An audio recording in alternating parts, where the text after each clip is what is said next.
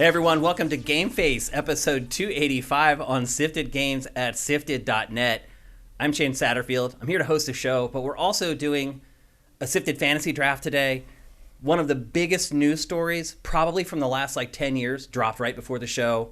Activision Blizzard is being purchased by Microsoft. We're going to discuss that.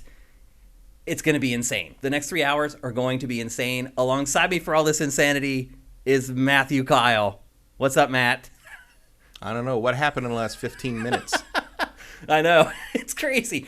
It was a scramble to get ready for the Microsoft Activision Blizzard thing, to get it in the show. Yeah. It is in the show. We're going to discuss it at length. I woke up pretty late today, and I looked at my phone, and everyone in every text and chat I had was talking about the Activision Blizzard thing. And there was a moment where I'm like, am I still asleep? I actually rubbed my eyes to look at the link with the title. I'm like, Microsoft did what? I know. I thought it was like is it April Fool's Day? Yeah, a little early for that.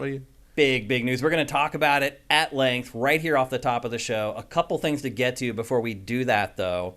First of all, Ask Shane Anything. This Saturday, we're recording a new episode. For those of you who pledge $7 or more per month at patreon.com/sifted, you can be a part of the recording. It's basically just a podcast that I host with all of you guys.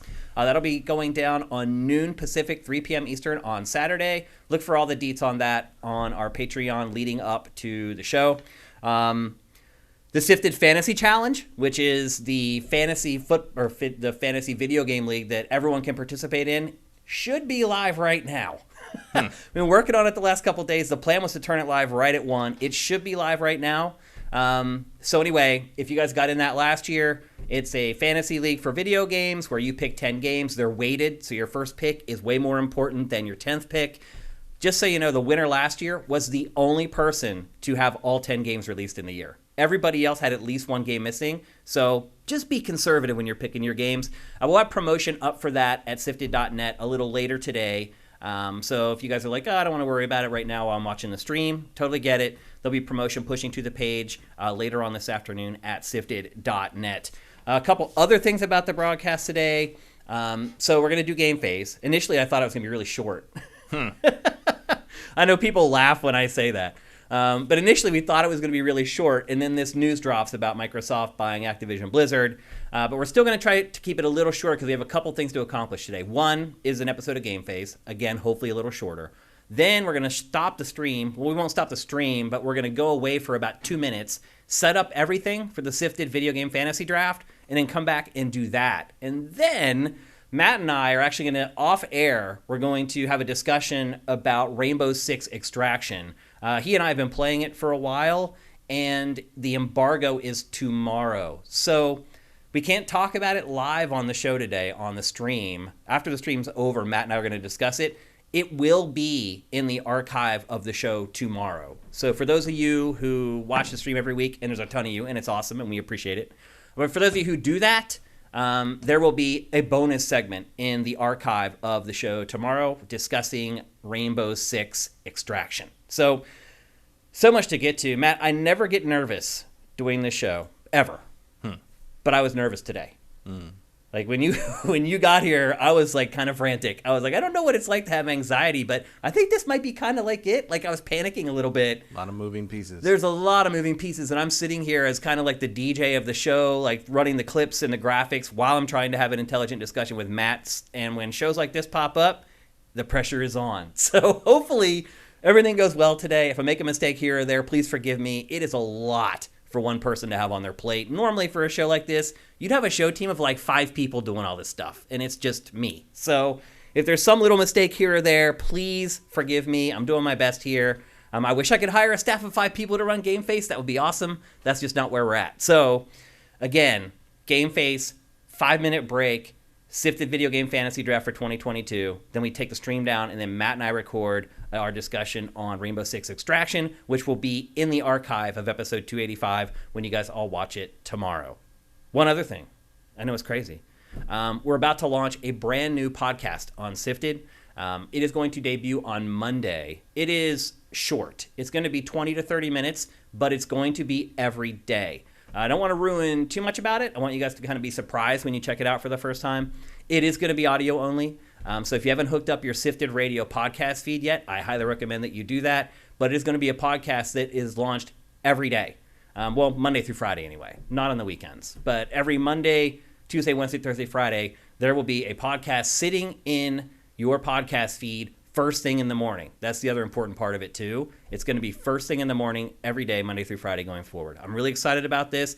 I'm nervous about it, like everything else right now. Apparently, I'm completely insane right now.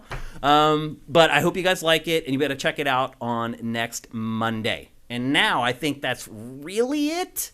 I think it's time to kick the show off proper, and we're not going to keep you guys waiting. We're going to kick things off with, as I said at the show open, probably the biggest news story in the last maybe decade.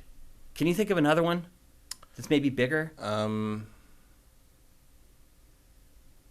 Not really. Yeah. I mean, that's the gravity of what we're talking about here. In terms of especially in terms of things that would send reverberations out beyond just the industry and into the kind of the financial markets in general. And this will be reported on mainstream news. Yeah. Oh yeah. Without any question. This is I can't think of anything really. It's this is the end of not the end. Activision's going to continue as a subsidiary of Microsoft.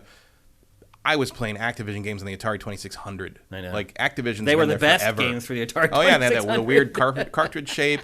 They looked a little better. Yeah. Cosmic Arc was They were great. the best. They were all great. Microsoft should do a new Cosmic Arc. All of them. They were all great. They were River Raid, my favorite Atari 2600 game. Yep. Made by a woman. Was, yeah. So this is big news and something that strikes a chord with Matt and I going back to our very first days in video games. I was an Activision fan. Activision may have been the first gaming company I was a fanboy of. Mm-hmm. When you saw that weird silver cartridge with the little lip on the you knew that was going to be one of the good quality. ones. Yeah, it's not going to be one of the trashy games. So this company goes way back with us before it was ever a part of Blizzard and blah, blah, blah. There's a lot of emotion, I feel, from this story. And the base of the story is that Microsoft has acquired Activision Blizzard for $68.7 billion, as Pachter would say. Billion. That's 60... with a B. Yes, almost $69 billion. Yeah, and that is where I think you need to bring in the whole, because people's like billion, million, da, da, da, as the old comparison thing goes. A million seconds is about 3 months. Right. And a billion seconds is 33 years. It's insane. The difference between a billion and a million is a lot. Yep. Before we get going, though, I do want to thank people for Twitch Prime, because we ask you to do that. And if you do it, I want to make sure that we bring it up. And I saw some people were contributing. Darth Irv, thank you for Twitch Prime. Casey Wright, thank you for Twitch Prime. Who else got in here? Talimper, Mitch Sikorsky, thank you for Twitch Prime. Casuality, thank you. Anyone else? Vincent, dropping bits. Thanks, man. That's awesome, dude. What else? Anyone else? Classy Mr. Barto, Panda Jerk 007, Petor 91. How you doing, Petor? Hope you're doing good. And I think that's it for the top of the show. Everybody, a lot of people subscribed in last week's episode because we finally came back from the holidays. Okay. Let's get back to this. Let's talk about Microsoft buying Activision Blizzard. So, Matt, you can see the lower third there. It says game over. Mm-hmm. Am I being overzealous with that lower third? What game is over? Microsoft owning the console space. No. Not a chance. Okay. Sony's still there. I think Sony will become more of a boutique thing, but I think this is going to cut into the way that PlayStation 5 is doubling the sales of the Xbox. No. Not this generation. Maybe next generation. Really? Yeah. Okay, so maybe it's better if we talk about what the implications are of it. So, Activision Blizzard owns Call of Duty, World of Warcraft, Diablo, Overwatch, StarCraft, Crash Bandicoot. Do they own Spyro still? No. They don't. I think someone else owns Spyro now. Okay. Those are huge IP. That's huge IP. Yeah. Why? Who does own Spyro? Maybe Activision does own Spyro. I can't remember. I can't remember who owns Spyro, honestly. I know they own Crash, obviously, which has turned out to be a hugely successful IP somehow. I'm not a huge Crash fan, but a lot of people do like Crash, and the recent games have sold extraordinarily well. So, Matt, are all these properties, and Microsoft has been a little cagey about it so far, as far as what it's going to do with the IP. All it has said really is that the two companies will operate independently until it happens. Right. So they're not going to tell Activision Blizzard what to do until the deal is signed, sealed, and delivered. And that could take 2 years. Could it take that long? Yeah. Oh, okay. That adds a different angle to it for me then. Yeah, you got to. I mean, probably presumably it's been approved of it, but like the actual merging company, when we were merging Comcast and NBC and NBC Universal, that took at least 2 years. That was like from the point where it was announced it was happening publicly to the actual like, okay, we are NBC Universal employees now. It was almost 2 years. Now the Bethesda deal that took what, 6 months from they announcing it to sealing the deal. But Bethesda is a smaller company. It's smaller, but 2 years maybe seems a little long. Might be, but like I don't. Also, like there's tons of stuff in the development pipeline like that. Development pipeline. Like, does this mean Overwatch 2 is not going to come to PlayStation? I mean, Probably the bigger not. question is, does it mean that Call of Duty is no longer coming to PlayStation? I mean, I think it. Well, yeah, I think that it won't. I think, but will Warzone be discontinued on PlayStation? Probably not. Will the next, and it's free to play, and I don't know how long it's going to take for that Call of Duty, the next Call of Duty, to be exclusive. You know what I mean? Like that might be 2 years from now. Eventually, it will happen because you don't spend $70 billion on something to give your competition content. But like it might be 2024 before the first exclusive Call of Duty that's only exclusive to Xbox and PC shows up. Do you think though that? And then you're going to have a lot of Call of Duty bros on PlayStation who don't pay attention to the news, being like, "Where's Call of Duty this year? Why do I need an Xbox to play Call of Duty?" I mean, I think the messaging will get out there though. It will. And how powerful do you think that is, though? I mean, look, both manufacturers have had trouble getting enough consoles out to consumers.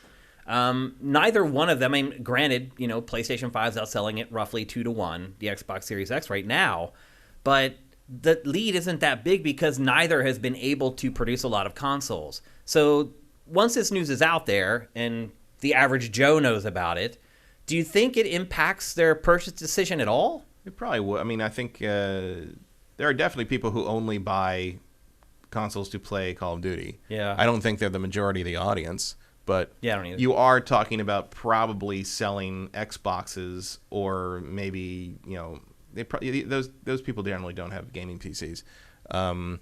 You're probably looking at selling a lot of Xboxes to people who would not have otherwise bought an Xbox because they want one game console to play Call of Duty on, and that's all they care about. But then you start talking about the other stuff, the other IP, and it's kind of compounding there. Yeah, there's some there. It depends what they do with it. Like, does this mean Diablo 4 is only going to be on Xbox and PC?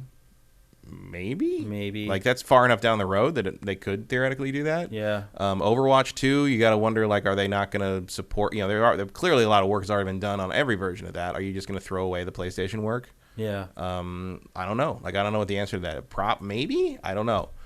Like, the question is, like, do you think that's going to win you any favors or win you some Xbox purchases? Or do you think it's just going to piss off a bunch of PlayStation players who might then not ever buy your stuff? Do you think Call of Duty is going to be day one on Game Pass?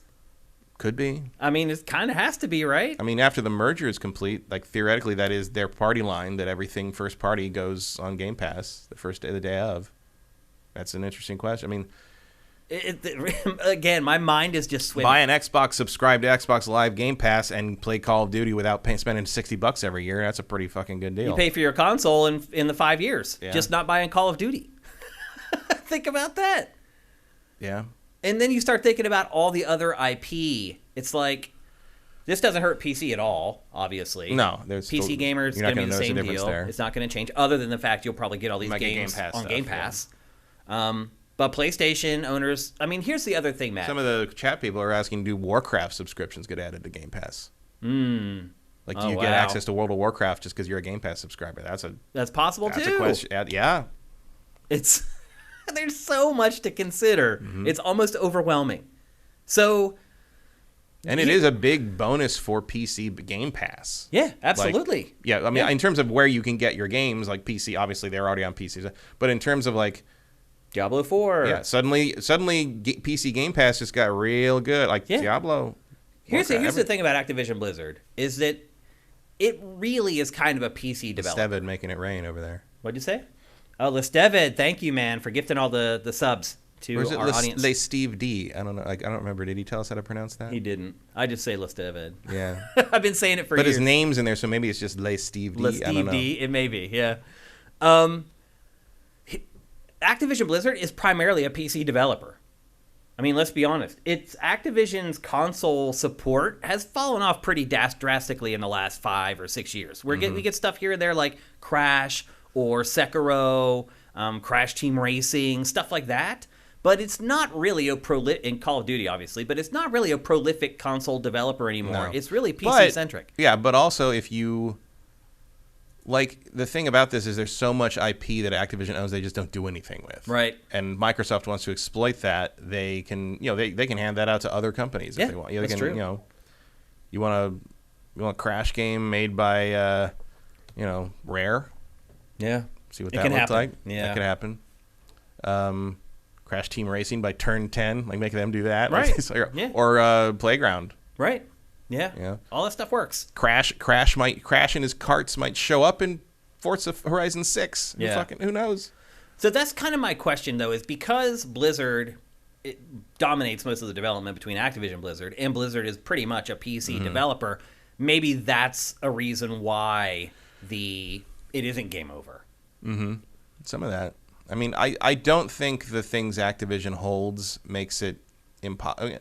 And there's other factors, too. It's like Sony, Sony's system is going to be even more of an exclusive, like a boutique console, as they say. You're there for their content, first-party content. But even then, that first-party content is trickling onto PC now. It is. After the fact, but, but it's still there. It's still going to be there eventually, it looks like. And the God of War port was really good by all, so it's not like a Horizon thing where it was kind of broken and had to get like they're getting there. Like, yeah. Like, if this doesn't move the needle for Microsoft, is there Andy any Monahan makes another good point. Toys for Bob is included in this. They they made all those really cool games, and here's the list. That's a really big get for Microsoft. They don't have an equivalent of that. Here's a list of studios. So Activision Publishing, Blizzard, obviously, Beanox, Demonware, Digital Legends, High Moon Studios, Infinity Ward, King, Major League Gaming, Radical Entertainment, King's a big one. Raven Software, Sledgehammer Games, Toys for Bob, Treyarch, and any other small team that's there. Tony Hawk. I mean, this is insane. Yeah. How do you even come up with a price for all this? Like, how do you get to that number? Apparently, you just imagine numbers until one gets big enough. Also, like, Microsoft could take some of those very talented teams and take them off Call of Duty Kitchen Patrol. Right. Like High Moon Studios is too good to be stuck making maps for multiplayer shit. Yeah. Like, put Raven back on something. Let them do some things again. Like, that would be great. I'd love to see those developers become developers again and not just cogs in the Call of Duty machine. I don't know. It feels like this and Sony can't do anything in response to can't. this. Like, I've seen people, it's like, oh, Sony and Nintendo will team up. And I'm like, no, they won't. What? Like, Nintendo would never do that. Nintendo doesn't need to do that. Why would Nintendo? I mean, Sony's kind of the weakest hand right now. And also, like, and the same thing with, like, Sony should buy Square. I've seen Sony should buy Ubisoft. Sony can't afford to buy any of that. People don't they don't get have it. that kind of money. People They don't don't have that kind of money. Sony could never pay $69 billion for anything. No. It doesn't have $69 billion. It might not be worth $69 billion. Like, as a whole. Yeah. It's hard for me to see how this isn't going to affect things big time. I do think that you're right in a sense that it will take a while before the tide starts to turn. But the first year that Call of Duty is exclusive to Xbox, I feel like that's the moment. Mm-hmm. That's when everybody... it will definitely be a sea change. That's when everybody gets it. When, as you said, some people who don't use websites like Sifted or whatever and don't know what's going on in the industry... And Sneaky Charlotte Snake does make a good point. Like, he says, I will take Sony's games over Microsoft even after this. I agree. Yeah, like, I'm not disagreeing with that. Yeah, for sure. But for the people who aren't in it for, like, kind of the art of the thing and the boutique of the game kind of thing, like... who have to pick a system, Call of Duty being on that system is going to make a big deal. I also think, that decision pretty easy for a lot of people. I also think that eventually Microsoft's first-party offerings are going to be as good as PlayStation's. But again, it's 2 years still down the road. Like, at the same time, even looking 2 years down the road for all the, and there's something, obviously there's a bunch of stuff they're working on at Microsoft that I'm excited about and interested in. Do I see anything that could stand toe-to-toe with God of War Ragnarok? No. No. Unless Hellblade becomes Unless something. Hellblade becomes something, unless Fable becomes something infinitely beyond what we're expecting it to be. Unless, like, it would have to be, unless Starfield comes out of the gate in a form that we just aren't aware of. Like, unless Avowed is a home run on the level of Skyrim on their first try, stuff like that. But in terms of like what I'm in my head, what I'm expecting and picturing like God of War Ragnarok to be, like Microsoft doesn't have anything like that in the stable. There's a few franchises that Sony has that I don't see Microsoft competing with immediately. Mm-hmm. But I do think in a couple years that question will at least be on the table. And then you have the whole lineup of Activision Blizzard in addition to all those other first-party studios starting to hit. Bethesda finally starting to talk about the next Elder Scrolls. Mm-hmm. Like it feels like it's this little pebble that's rolling down a hill covered in snow. And right now, it's only rolled over a couple times. But in 2 years, it's going to get to the bottom of that hill, and it's going to be a freaking boulder. Yeah. And it may not like make a big difference to maybe me or Sneaky Child Snake or people who have certain interest in game, but it is going to make a big difference in the wider market, in the industry as a whole. Like there's no bigger casual franchise than Call of Duty. There's no better way to message to most players who purchase games that, hey, we're in the driver's seat now. Yeah, and Dan Boy 90 makes an interesting point. Is there a point at which Microsoft realizes Sony is so over the barrel that they come and say, we like to put Game Pass on PlayStation? Yeah, I don't think that'll ever happen though. Maybe not, but like they may ask. If you at some point you could maybe strike that deal for a really advantageous sum on Microsoft's end. I would be curious, and I don't know this. I think Sony would be too insular and proud to take that ever. I am curious, like I don't know this figure off the top of my head of if you look at a platform holder, what percentage, and it's different for each one obviously, but what percentage of like Sony's revenue comes from its first party games versus the licensing fees it gets from third-party game sales, because I think people will keep buying PlayStation hardware to play PlayStation exclusives. Yeah, well, here's the thing. If you lose all your third-party sales, how much does that impact you? Well, if I were Sony and I can't afford to buy Square or take whatever, my number one priority right now would be turning Grand Theft Auto 6 into an exclusive or a timed exclusive. Whatever you got to give them. Whatever you need to do to make it so people have to own a PlayStation to play Grand Theft Auto 6. Because $2 billion is your only move right now. $2 billion is a lot cheaper than $69 billion. Right. And you're right. If you want to keep your head, and we mentioned this. Yeah, we did talk about that. Like a few months ago, like what it would take to make Grand Theft Auto exclusive. And I think we settled in at like $2 billion. Yeah.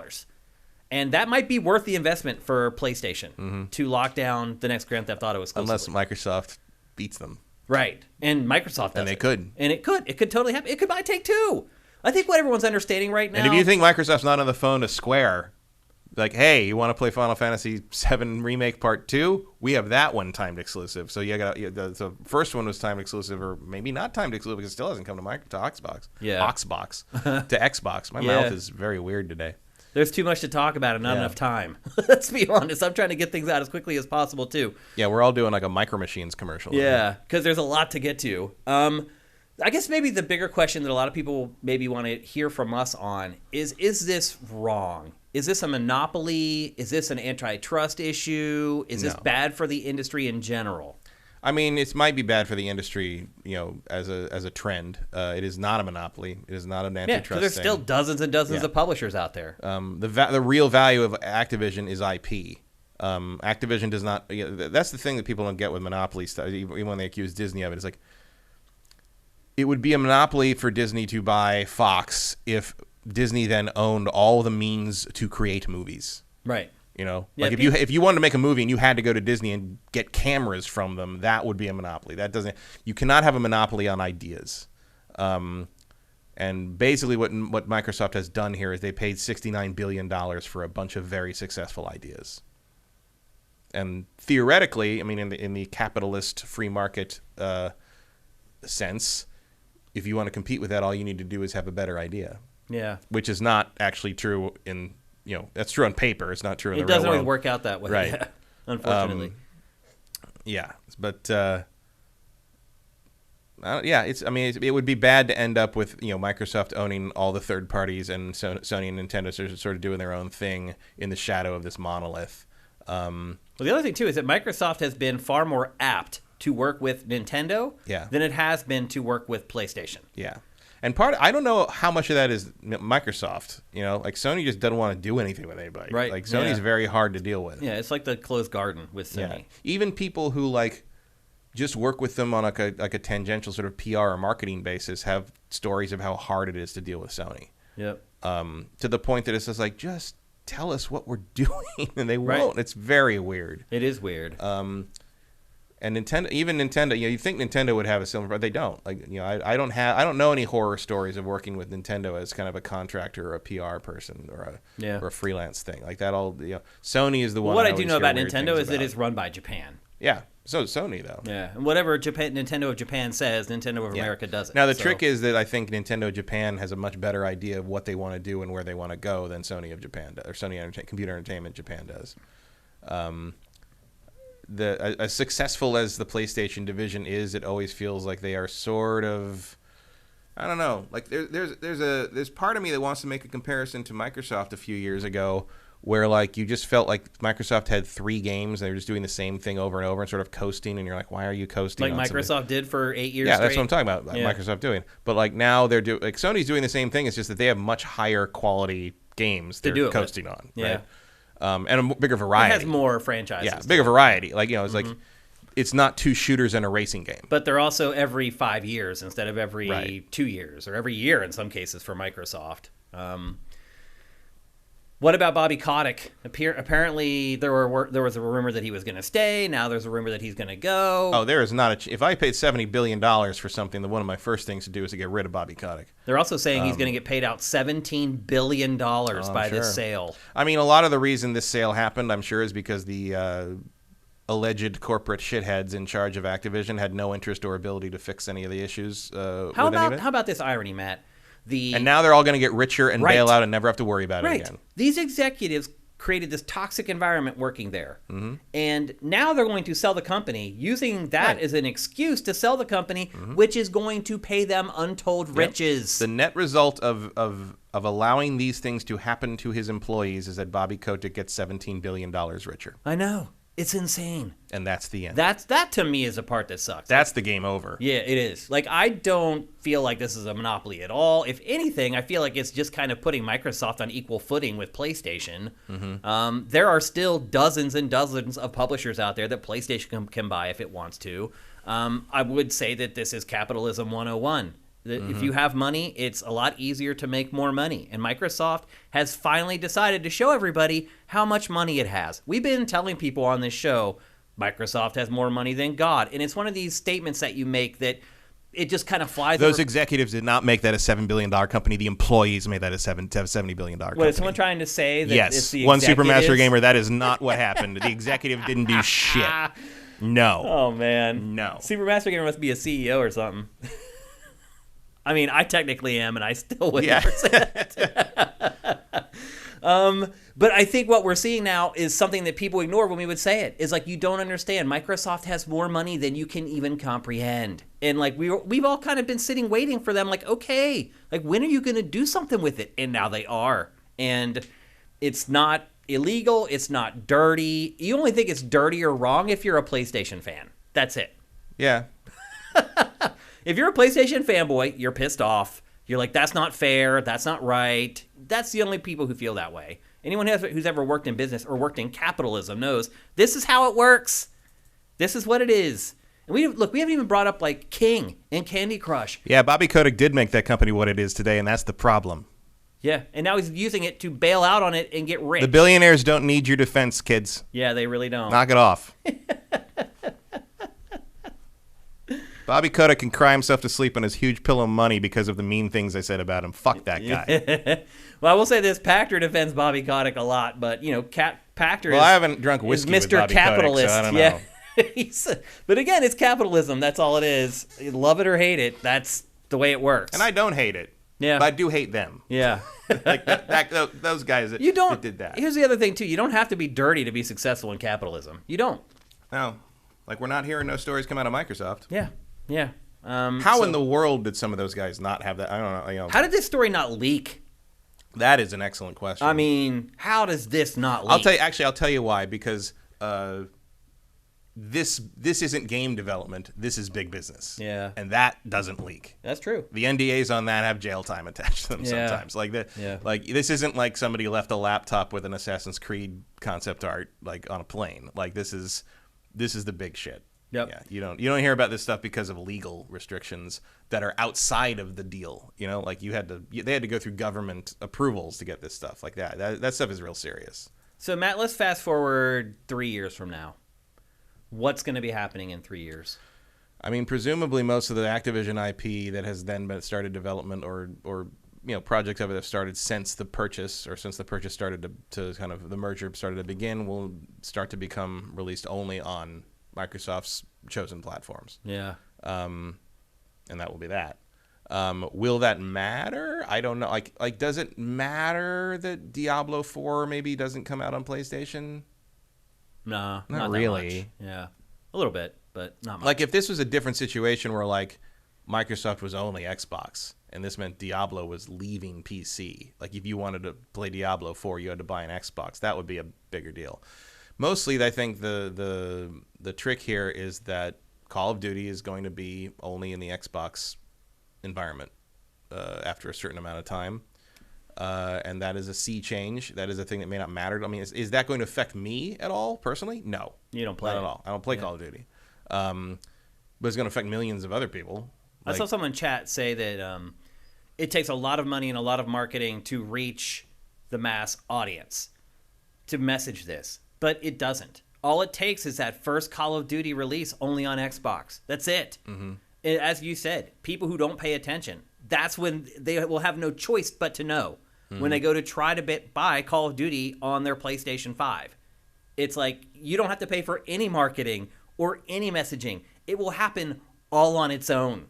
As soon as people are like, oh, it's November 10th, time to go out and buy Call of Duty at GameStop, and they get there and they're like, no, bro, you got to buy an Xbox if you want to play it. But you also want to plant those seeds early, I think. Yeah. You want everyone. everyone. You don't have to, though. You don't have to, but instead of pulling the rug out from someone who's gone to the store to get their game, you should be broadcasting across NFL games for an entire month, like only on Xbox. Yeah. You know, like it would be ideal if this deal had happened before this generation launched. Because then you would have let people make their decision. But now people who own PlayStations who may be gigantic Call of Duty fans, they're salty. They're going to be real salty. Like, I don't know. Like a lot of people have to make a choice. One way or the other. You'd be salty one way or the other because like you can't find the fucking consoles. Right. Like well, that's the other problem. The funny part is not that many people have been burned That's the other yet. problem with your. That's the other problem with your scenario. There is, do they have Xboxes when they walk into the store sell. to get that? Yeah. Same. I mean, it's the same deal with PlayStation right now. That's one of the main reasons I want to make that clear months in advance that Xbox is the only place you can play Call of Duty now, is so that people can start trying to find an Xbox. Yeah. I mean, hopefully by 2024 or whatever. You would hope. You'll be able to just walk into a store and get an Xbox and a PS5, but who knows? Yep. I want to go to chat now to see what you guys think. Matt's been kind of keeping an eye on it, but I've been trying to keep the discussion going. But let me bring it up real quick so people can see what you guys are saying about it, because you guys matter too, and I want to see what you guys have to say. Something tells me anyone who defends billionaires is probably from America. That's from Ashes in the Hourglass. That's probably pretty accurate. Yeah. Too Quick Capri, haven't bought an Activision game since Diablo 3. Liberal hack Kotick is a trash person, but he's a good business person. Ashes in the Hourglass, in 3 years the Xbox will be outselling the PS5. Do you believe that? Maybe. Noxatornitis, this isn't about console sales. No, it's about people subscribing to Game Pass. Mm-hmm. Yeah. It's about making money. And however you do it, Microsoft's not concerned about selling a chunk of hardware anymore to make money. It's like they just want you to keep giving them that recurring payment every month. These executives are bad persons, but if they were so bad at business, the board would have got rid of them. No, see, one Supermaster Gamer, that's what you're missing. Mm-hmm. So they install. This is kind of what's happening with our elections. The board of Activision was all of Kotick's buddies. This is kind of what's happening with election boards all across the United States right now. You have one crew installing their cronies in positions of power to protect them. So what happens if when Bobby Kotick is the CEO of Activision, he gets all his friends to be on the board so that he has basically a buffer zone against anything.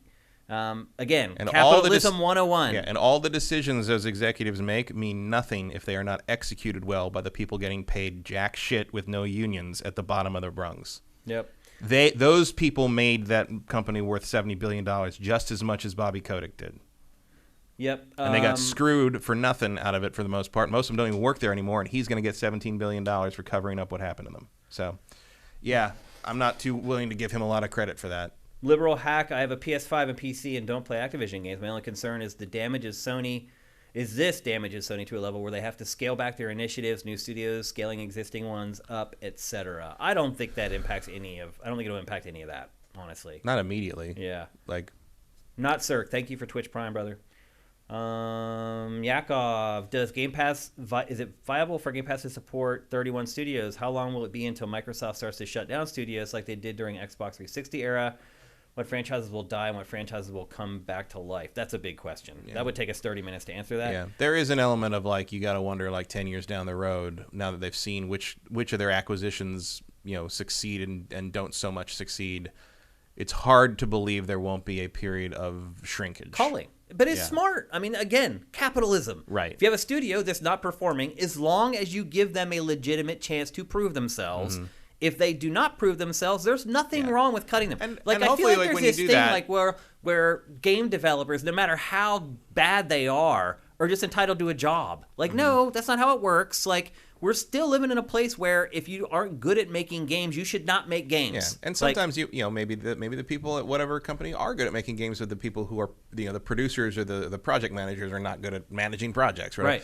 There's nothing saying that Microsoft can't take the cream of those other companies' crop and fold them into the other animators, the artists, because the ones that are going to survive are inevitably going to be expanded because they want to make bigger and better things with them. So hopefully they can do that smartly and humanely, basically. But to answer your question, Yakov, yes, I think it can support 31 studios. Do I think it will ultimately? No. I think some of them will go away eventually. I think Microsoft is very much in a period of throw everything at the wall and see what sticks.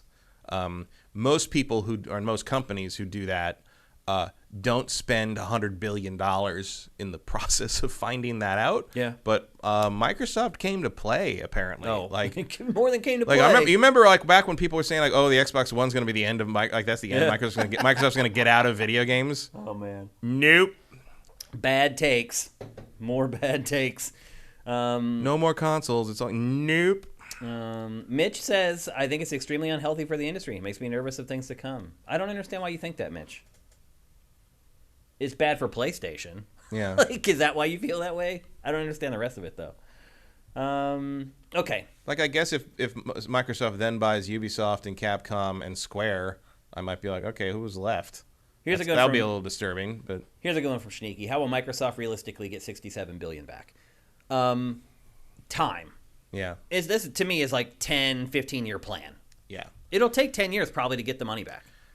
At least. They're playing a long game here that I would love to see in the climate change debate. Yeah. I wish I could see the real long-term plan. Yeah. I wish I could sit in a Microsoft meeting and see what the end game is here for 25 years. And it's interesting that they seem to still, because the rumor was, and certainly I think it was, who was it? Who was the guy who was the big launch guy? The guy who launched Xbox and then left the company. Ed Freeze? Not Freeze. It was Seamus Blackley. Seamus Blackley. I remember him saying something at GDC in 2001. I can't remember if it was in a speech or if it was just at a bar, but he basically said that I think it was him. Somebody said that basically in 98 or 97, 98, Bill Gates basically came to this team that became the Xbox team and was we need to own interactive entertainment. We need to own video games basically in the in the 21st century at all costs. Do it. I don't care what we got to do. We're going to do it. And they seem to still be rolling with that philosophy. He was right. He was right. But that was when it's oh my God, the Xbox One, the original Xbox is too big. Nobody cares. Okay. And they're okay, we're just going to keep rolling. And then the 360 came out of the gate swinging and changing. Xbox One, flop. Online. Okay. We'll just pivot. And then here we go. And then again, it all comes down to the money. Having that kind of money to make pivots. Yeah. Believe me, there are 5 times I would like to have pivoted with Sifted. But if you don't have money, you can't do it. Right. It's Microsoft is not necessarily too big to fail as a singular company, but they are big enough that they don't have to let any element of their company fail if they don't want it to. Yeah. Like they could step away from Xbox if they wanted to, but they clearly don't want to. Yep. Do you see in 10 or 15 years where there's like 3 or 4 companies, kind of like what Mitch was hinting at, like in the future, is this consolidation going to mean that there's 5 gaming companies in like 10 years? Well, no, because there'll always be hundreds of gaming companies. You know, they're all going to be. Because what'll happen is if they get absorbed, stuff. there's 5 other ones that are starting. Right, and the indie ones will kind of take that space, and some of those indie companies are going to become what we would think of, you know, as Capcom. Look at Housemarque. Or Housemarque, perfect example. Yeah, or what you'll think of those companies as like, you know, what we thought of what Capcom and Activision and Ubisoft stuff were in like the 90s. Yeah. You know, there's a evolutionary gap, and they will fill it. They will grow to fill it. Someone will grow to fill it. Yeah. And eventually they will be bought by some other giant mega corporation, and the cycle will start again. The worry comes when you don't have anyone replacing these big megaliths. And there's no shortage of smaller game developers. There's too many. There are too many to keep track of. Too many. But there's tons of, and we always see them that are like, those guys could make AAA stuff. Yeah. Housemarque, we talked about it for years, and then Sony bought them. And they will. And they made Because also remember that, like, you know, Activision being absorbed into Microsoft also leaves a gap in the investing world. It does. You know, because now that's part of your Microsoft portfolio, right? So now you're like, oh, what else should I look for? And so there could be a windfall from that going forward. So there you go. The biggest news in gaming for probably the last decade. I think, Matt, you and I both agree that it's going to probably take a couple of years before we really see any kind of shifts because of this deal. Yeah.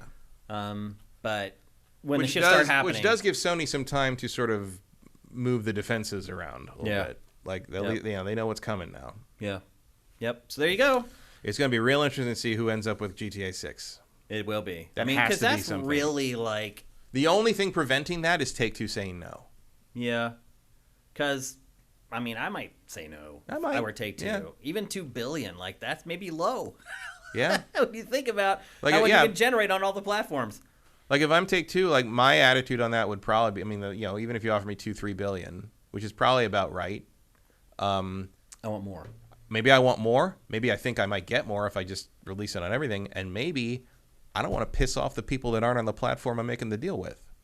Because if you are Take-Two and you foresee that what Microsoft has just done is putting it in a position to lead going forward, right? You might want to be on that wagon. Yeah. Or you might just want to be like, I don't want to take a side on this. Yeah. I don't want to show our consumers that we're playing that game. Yeah. And because there's a perception if you're playing that game, you're not thinking of the consumer. You don't care that consumer might have to then buy another $500 game console to play the game they want to play from you. Yeah. Like that is a PR consideration. And if you're Take-Two and you know that you really don't need one of the advantages of being paid out to be a time to you get guaranteed income. You also guaranteed get revenue because they pay for all the marketing. Yeah, but you don't have to worry about how many copies that game is going to sell at the same level anymore. And Take-Two does not need to worry about that with Grand Theft Auto 6. Like there is no concern over how many copies that game is going to sell. But it is kind of the saving throw for PlayStation at this point.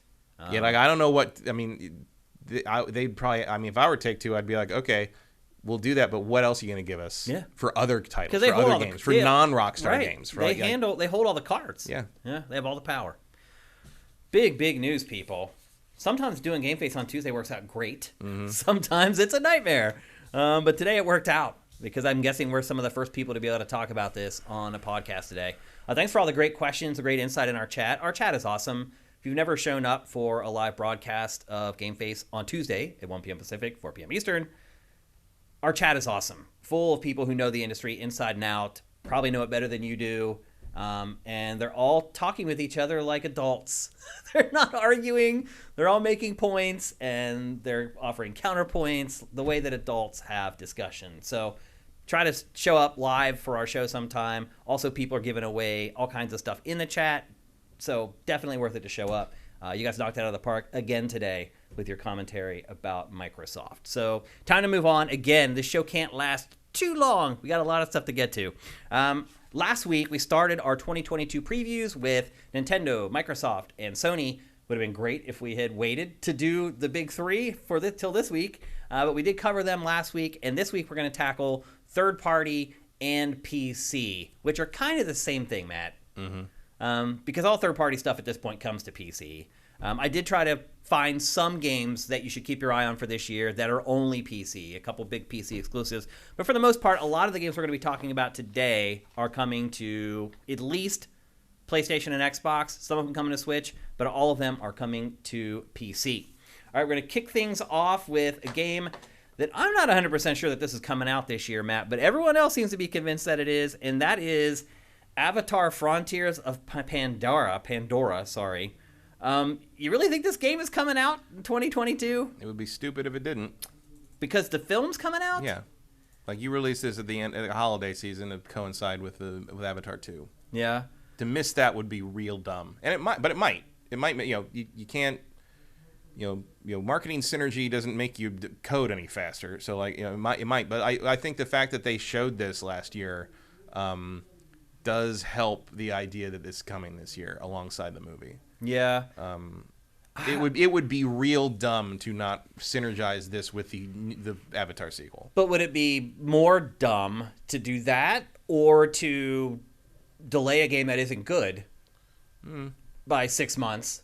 Because, I mean, it's James Cameron's film. That movie's still going to be in theaters like 5 months later. No, it won't. You don't think it will? No, that's not how anything works. If he has anything to say about it, it'll be gone in 6 weeks like everything else. Yeah. Because it's not going to be the phenomenon the first movie was. It's going to be a hit. It's almost impossible to do that anymore. No, the first Avatar was a unique moment in time, a perfect synergy of 3D tech and 3D, introducing people to 3D. Like, it was a theme park ride, basically. Because you know what? No one remembers who any of these characters are. No, I don't remember any of them. Who cares about I mean, I remember them. I don't remember their names. No. I know Jake is the main guy. I totally forgot that. And Neytiri is the main girl. And I don't remember any of the other Na'vi. And I certainly don't remember the white-haired colonel guy. Yeah. Who's apparently coming back in the sequel How? somehow. I don't know. He'll be like all a cyborg or something Maybe. now. Yeah. So, I mean, I wouldn't be surprised if they... I guarantee you they want it out this year. Will it come out this year? That I would agree with. Good question. Yeah. Ubisoft... The plan is definitely to put it out this year. Who knows if it'll make it. I would be surprised if Ubisoft released a really bad game. Yeah. Yeah. And there's like, I thought about this one for the draft. Yeah. But like, I don't fully believe it will make this year. I mean, I guarantee they want it to. I'm sure it's on all their planning documents that it's Q4 2022, but we'll see if it happens. Yep. It is coming to PS5, PC, and Xbox One. For some reason, it's not listed as a Series X game yet. I'm guessing that will change by the time I'm sure they just mean like Xbox. Yep. It's on everything. Yep. Next up, Arc Raiders. This is a cooperative sci-fi shooter. This thing.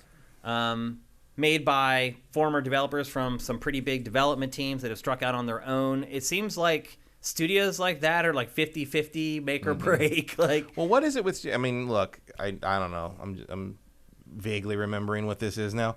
What is it with studios that you kind of do the super group thing and they make the most generic looking shooter thing I've ever seen? I guess like you would think that they've been sitting on like ideas all this time that like their big studio wouldn't give them the green light for, and now this is their chance. It's like they just rearranged the furniture in Gears of War and called it a day. I think the problem is that what you realize when you start your own business is the risk. Yeah. It's like it's easy to talk about doing brave stuff until it's your money on the line and your livelihood on the line. And then you have new considerations. And a lot of times these developers, maybe they do have that crazy, awesome idea. I mean, this looks pretty cool, but like it doesn't pop. It doesn't jump out at me. Yeah. And also I kept thinking about this was just because I was looking at the Microsoft sale yesterday, and like that Anthem was like $3.99. Yeah. And I'm like, God, I paid like $70 for that. And look what I get. Not that long ago. No. Yeah. Arc Raiders is coming to PS5, PC, Xbox One, and Xbox Series X. No hard release date for it yet. I'm guessing it'll be Q4 because if it were coming earlier, we probably would at least have like a release window at this point. But I think it looks cool. But again, one of my common complaints with a lot of games like this, I hate fighting robots. And it seems like all the enemies in this are... All right. That's the main thing I associate with this game is that you said that. I hate fighting robots. They might want to get another message out there. Yeah, exactly. Maybe there are other things you fight in this, but in this I don't think you're getting on the box quote for that. Yep. I hate fighting robots, Sifted.net. Sifted.net. Yep. Next up, the Callisto Protocol. This is another game that's made by former developers who worked at another Dead Space creator. Former Dead Space. It's kind of cool to see this stuff happening and kind of see what projects they're working on. But you're right. A lot of the times it just seems like they're very conservative. This one, I would argue, isn't really. No, this looks more interesting. And, it's interesting because it's partly it's like, what would the original creator of Dead Space done with the property if they hadn't been ordered to make it what it became by EA? Which was trash. Yes.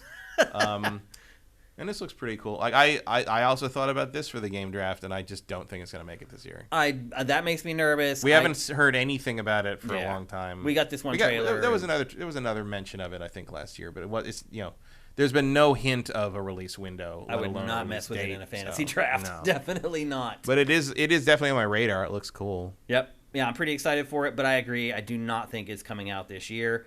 It is expanding the PUBG universe. Yeah. And it's next gen only, by the way. It's PS5, PC, and Xbox Series X. So you can't play it on PS4 or Xbox One. Next up. Another good argument for it being after this year. Yep, absolutely. Next up, Dying Light 2. This game was supposed to come out last December. I had this on my fantasy draft 2 years ago. Yeah. I had it last year. Yeah, you had it last year. So. Yep, and it's finally coming out. It was supposed to make it in December. It didn't quite make it, but this is a safe bet for coming out in 2022. It already has a hard release date.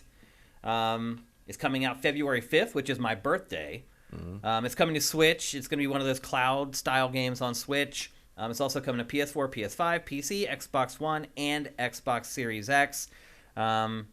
It's pretty much Dying Light 2. It doesn't stray that far from the formula. Mm-hmm. It has branching story paths, and like you can replay it a lot more than you could the last game. But if you played the last game, you know what you're getting here. It's a first-person action adventure where you fight waves of zombies. And the last game, they supported it post-launch for years and years and years. I think a lot of people know that. I think a lot of people will be apt to pick it up knowing that it's not going to just disappear after like 9 months or whatever, and there's going to be more content for them to consume if they really get into it and want to go for that quote-unquote 500 hours for full completion. This game's coming out soon, as I said, February 5th, so you might want to get it on your radar now. Couple weeks. Yeah, it's just like 3 weeks away, which is pretty exciting. Again, I checked this out at E3. I think it was 2019 or 2018, and it really impressed me. So just take that for what it's worth. If you've been listening to me for a long time, I usually don't make statements like that all willy-nilly. So definitely want to keep an eye on. Again, it's coming out in like 3 weeks, and it's coming out for pretty much every platform. Next up, Elden Ring. Matt, I think you can take the reins on this one if you want. Yeah, this is Dark Souls in an open world. Yeah. With some Sekiro combat lessons. Yeah. And this is probably one of the biggest releases of the first quarter if you're into this kind of thing. Easily. February 25th. Yep. So also, just a month away, really. Yeah. Pretty excited about this. This Q1 is going to be amazing. Yeah. Just amazing. There are so many good games coming out in the first 3 or 4 months of this year. It's almost overwhelming. It is coming to PS4, PS5, PC, Xbox One, and Xbox Series X. No cloud version of this for Switch, unfortunately. Not yet. Not yet. It might happen. And I like a couple of people I know. I'm just like, okay, so this comes out February 25th. Then in March, I was like, don't care.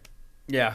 Like there are people like this takes care of their gaming plans to like June. Oh yeah. I mean, this game would probably take me the whole rest of the year to finish this game. It might. Yeah. If I legitimately people I'm talking about would probably finish it like 5 times. Right. Like, yeah. Like if I wanted to stream Shane versus Elden Ring, I feel like that stream could last till the end of 2022. Jeff Green made good money out of that. Did he?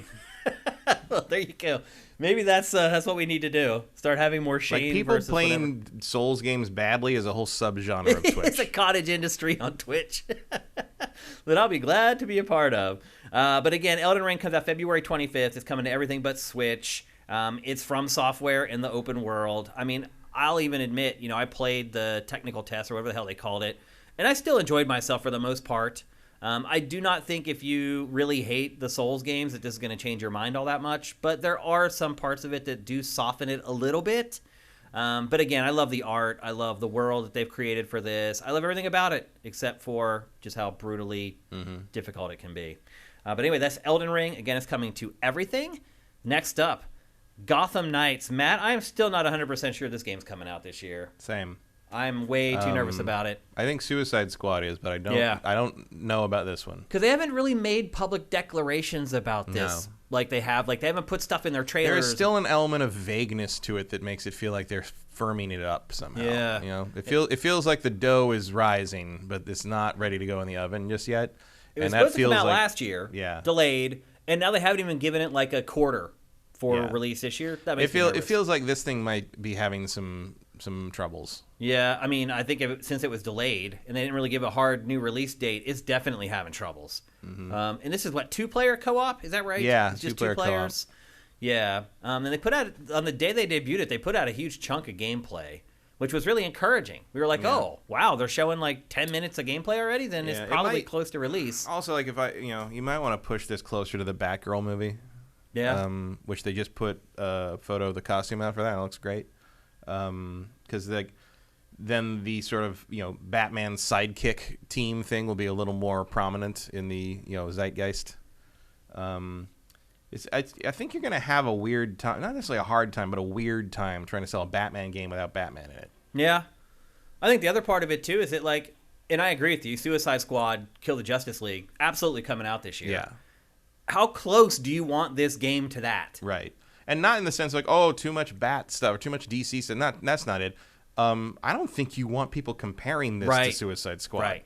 Yeah. Because as much I'm not super interested in Suicide Squad, but I'm pretty sure it's going to be a better game than this one. It's going to be way more polished. I can pretty much guarantee that. Yeah. And more kinetic. Look a lot better too, probably. Yeah. Like I won't be a favorable comparison. I see some clunk even in the footage of this, that isn't there in Suicide Squad. Yeah. Agreed. Yep. I agree with you. So I'm saying it's 50-50 whether it comes out this year. Mm-hmm. That might be generous. Yeah. Yep. Next up, a game that just in this last week, rumors have been swirling that it's in trouble. Hogwarts Legacy, another open world game. This one's set in the Harry Potter universe. Trailers for this leaked out before it was ever debuted. It's been a long road full of issues and mistakes. And you could argue that this is the Harry Potter game that Harry Potter fans have always wanted. Yes. Yeah. Like go create your character, go to Hogwarts, and go to Hogwarts. Yeah. Go hog wild. Stored at Hogwarts. Stored at Hogwarts. I don't know. But yeah, I think they're probably having some difficulties in terms of getting all that. That's a big concept to make work. Well, remember there was satisfying framework, and beyond that, you're dealing with the backlash to J.K. Rowling. Yeah, there's all kinds of internal problems going on with the development of this, and the lead developer on the project. There was issues with him for a while. Yeah, he was part of the project, and you've just got a huge chunk of the Harry Potter fandom has no interest in giving money to Harry Potter anymore because they don't want to give any more money to J.K. Rowling while she is spouting her turf anti-trans nonsense. Right. And if I were making a big, expensive project with that IP, I would be very nervous that I was going to lose tons of sales from people who will not give money to it. Yep. And a lot of times, thinking about stuff, it's like, oh, they're going to boycott. It's like, a lot of times that's bullshit. But, the behavior of the Harry Potter fandom that cares about that kind of stuff has been so consistent, unusually consistent for this kind of cancel thing, whatever. Yeah. I think that is a genuine worry for this game. Well, I just want to give credit where it's due. The word coming out that this game is in trouble is coming from Colin Moriarty, and editorially we always give credit to people who break stories.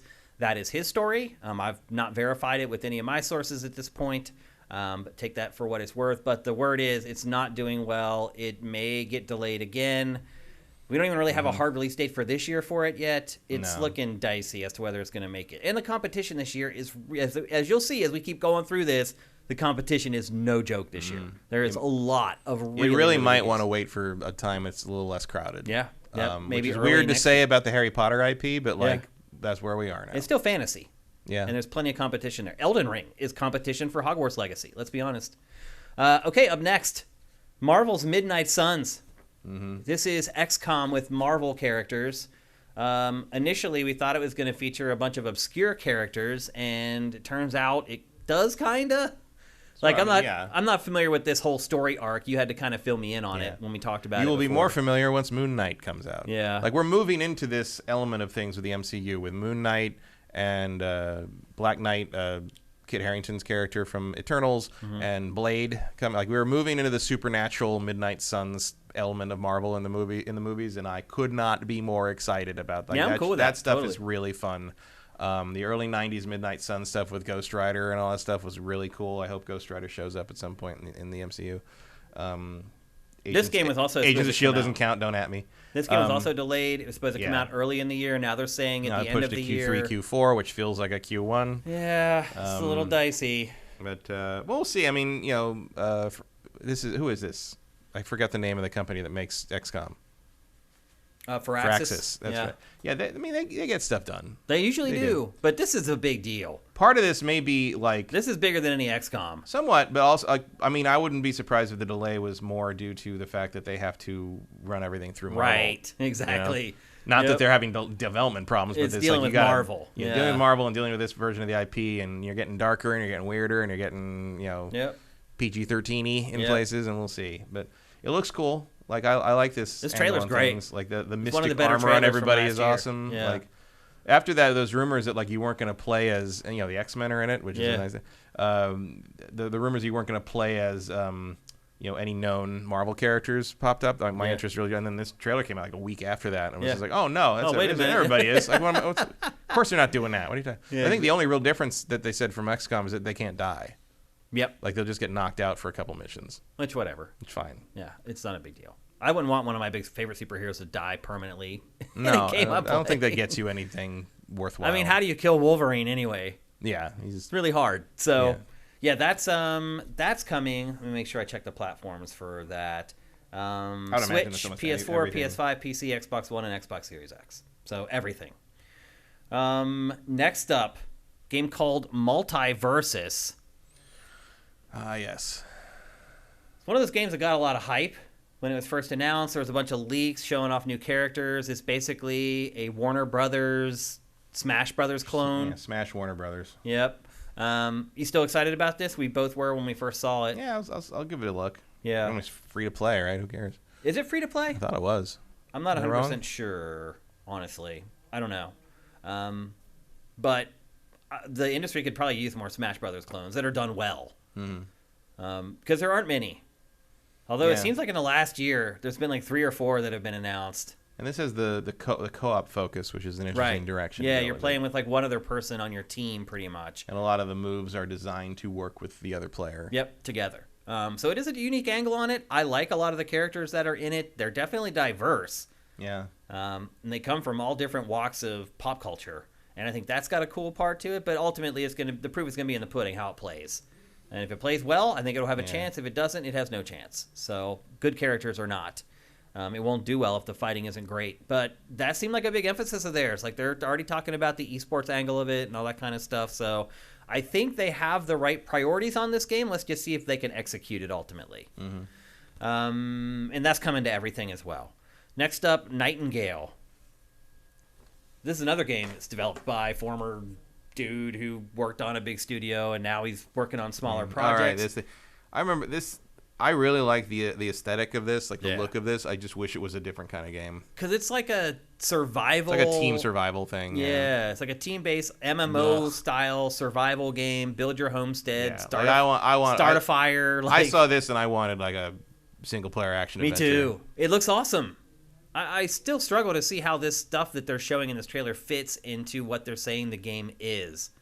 But it's set, you're basically trapped in this alternate reality, and the objective is to try to find your way back to your reality. Again, I don't know how that's going to work with the MMO framework. It seems weird. Maybe they send you, if you get home, they send you to another server. Like, I don't know how that's all going to play out. But it definitely has some unique ideas. I'm just not a big survival guy. Yeah. And building my homestead stuff. That's just not in my wheelhouse. wheelhouse. I guess is this going to be similar to, what's that, Norse... like Valheim? Valheim. I think it's going to be like that. Which I played for 4 days and never went back to. And that's probably what I'll do with Nightingale as well. Yeah. I mean, I had friends who played that for months. So it's definitely, it's a winning formula. It's a huge hit. So we'll see. And it's got the aesthetic could really work. But even the people I know who liked Valheim saw this and were like, oh, I was hoping it was going to be like a single player action RPG or something. And Yep.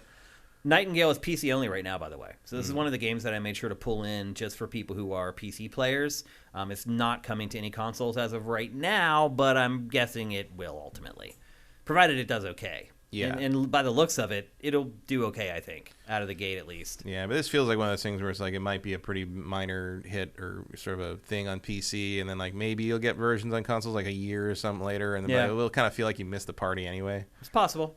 especially with an MMO game. Yeah. Because you jump into that world, everyone. If you're put in with PC players, I mean, you wouldn't be, but like still, like there a lot of times when like the MMO or like those crazes kind of come to console later. I feel like it feels a little like you're getting there after everything already happened, even though that's it's a brand new version of the game on a console. Keg's empty. Yeah, I don't know. It's just I don't know. It's a thing that if I've felt a few times. Maybe it's irrational. But. Yeah. Next up, the game that I'm really curious about and I'm really nervous about, Sonic Frontiers. It's supposed to come out in Q4. It's coming to Switch, PS4, PS5, PC, Xbox One, and Xbox Series. It's supposed to be an open world Sonic game. I really question how that's supposed to work with Sonic. I haven't really enjoyed a 3D Sonic, maybe ever. I mean, I've kind of enjoyed a couple of them, but they've a world the size of Forza Horizon and let you run around in it, I guess? I don't know. But there has to be courses, right? Like theoretically, yeah. Yeah. So I don't know if they're just going to, you kind of see it there in that one shot. Yeah. It just appears like they've just kind of plunked a course down. I'm sure there'll be you start a story mission or whatever, and you'd have to go through a designed area or whatever, just like any. Yeah, because there you can see there's this open area, but then off in the distance, it appears that there's maybe a course that you run on. Mm-hmm. I'm not 100% sure, but they might still be using the thing where you go into a separate world to do the levels. That's true. You just walk through some gateway or it might just something. be an open overworld, and the dungeons are Sonic levels. I mean, I'll say this, they needed to do something because the way 3D Sonic was going for years and years wasn't really interesting most players. They've sold okay, but they haven't really sold the way Sonic should be selling. They have got the movies are giving it a shot in the arm though. Certainly I've heard parents talk about Sonic more. My nephews love forever. Sonic now because of that movie. Yeah, and that sequel's coming. That sequel is just you just lifted that shit right out of the games. Yeah. Idris Elba said he would not voice Knuckles sexy, and he lied. If he did that, that's still a mistake. Yeah. It's because Idris Elba doesn't have a choice. Right. It's just who he is. That's the way it goes.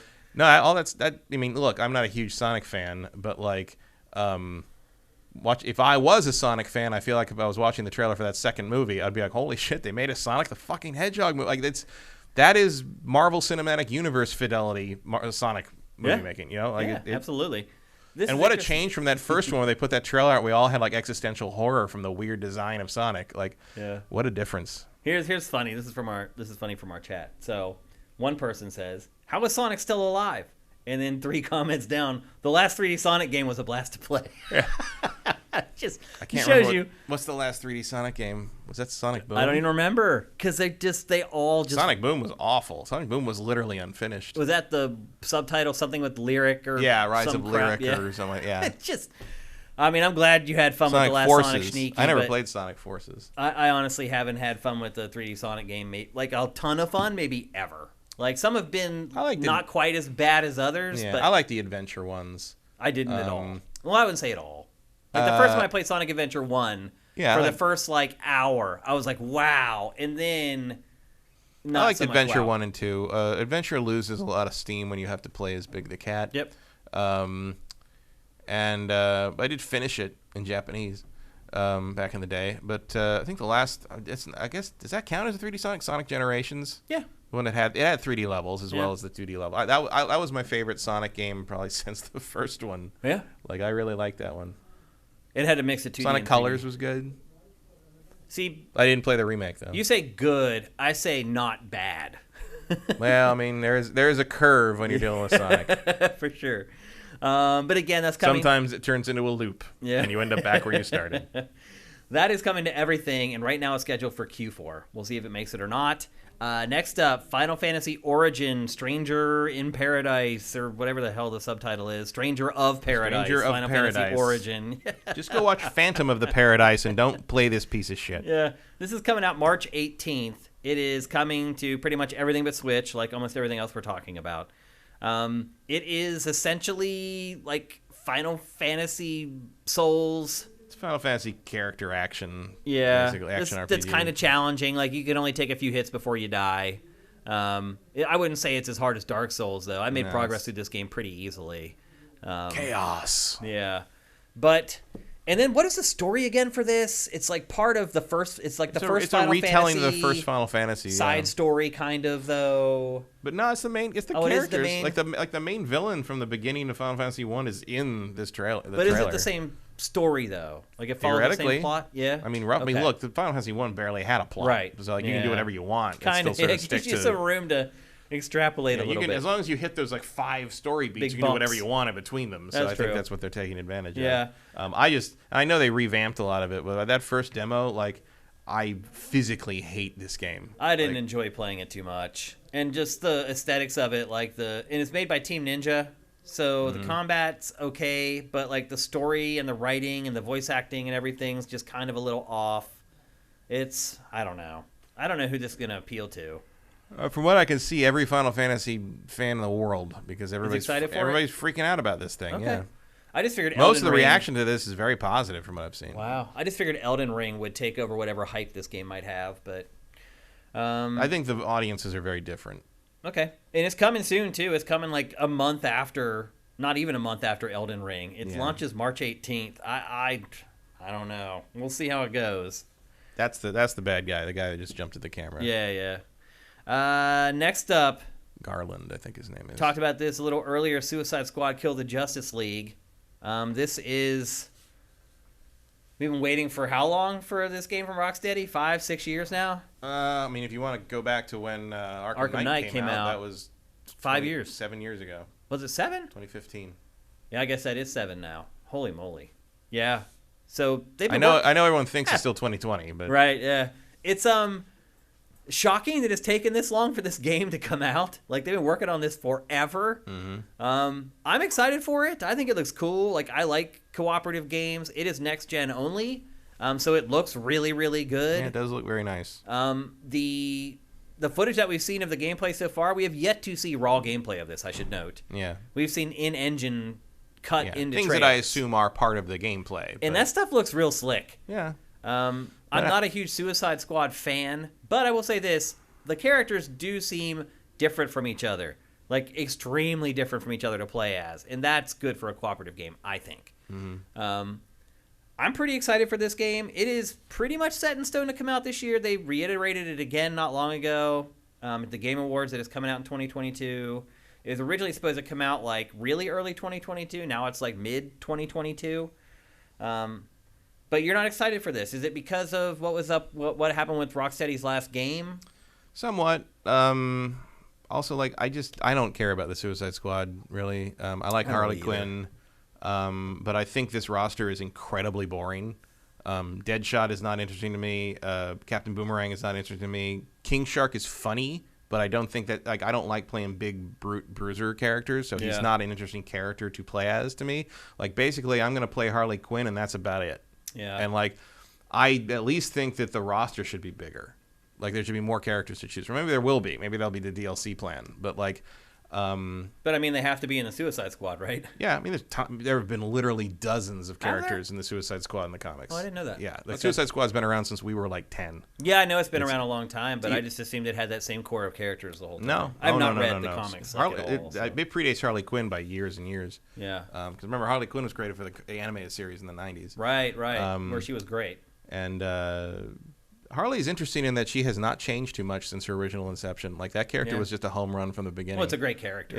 Yeah. And the original squad. I mean, Deadshot has always really been part of it. And Captain Boomerang, but like you can almost every villain in the DC universe who is not one of the heavy hitters. Like, I don't think Joker or Luthor or any of those have been Suicide Squad, but anything B-list and below in terms of power level has been on the Suicide Squad, and you can probably bring them in. And it'd be interesting to have, like Killer Frost or various villains who have different power sets who could be a more interesting way of synergizing with the other characters. But, like, obviously they seem to be trying to work in a way like that, that these characters' ability sets really interact with the world and interact with what you're doing. And so, like, that is a hard thing to balance and a hard thing to work in where you're trying to make this so asymmetric. So I understand why they did that, but it is still not particularly interesting to me. The rare game where you play as the bad guys. Yeah. Yep. I mean, I do like the concept of trying to find a way to kill all the Justice League members. Like, that's an interesting angle on things. And I think you can do some cool stuff, like what we did see. There should be more games where you play as the bad guy. You see I don't understand why there aren't more. see the gameplay trailer of Star Wars does that all the time. Yeah. The gameplay trailer of fighting Flash, like there's some interesting stuff there. Like Superman should be terrifying to have to fight, and they're leaning into that in that trailer, so that's cool. Yep. I can't imagine how annoying it's going to be to fight Batman if you do in fact fight Batman. Right. I don't know. Like I think this is in continuity with the Arkham game, so I guess he's technically supposed to be gone or dead or whatever. But like the boss fights are gonna be great in this. I think. Yeah, probably. I'm excited for this game. I think it's gonna be good. Somewhat. I don't know. It's going to have to win me over with what the game is. It's going to have to win my heart with gameplay, and we're just not going to know that until we see more or get our hands on it or something.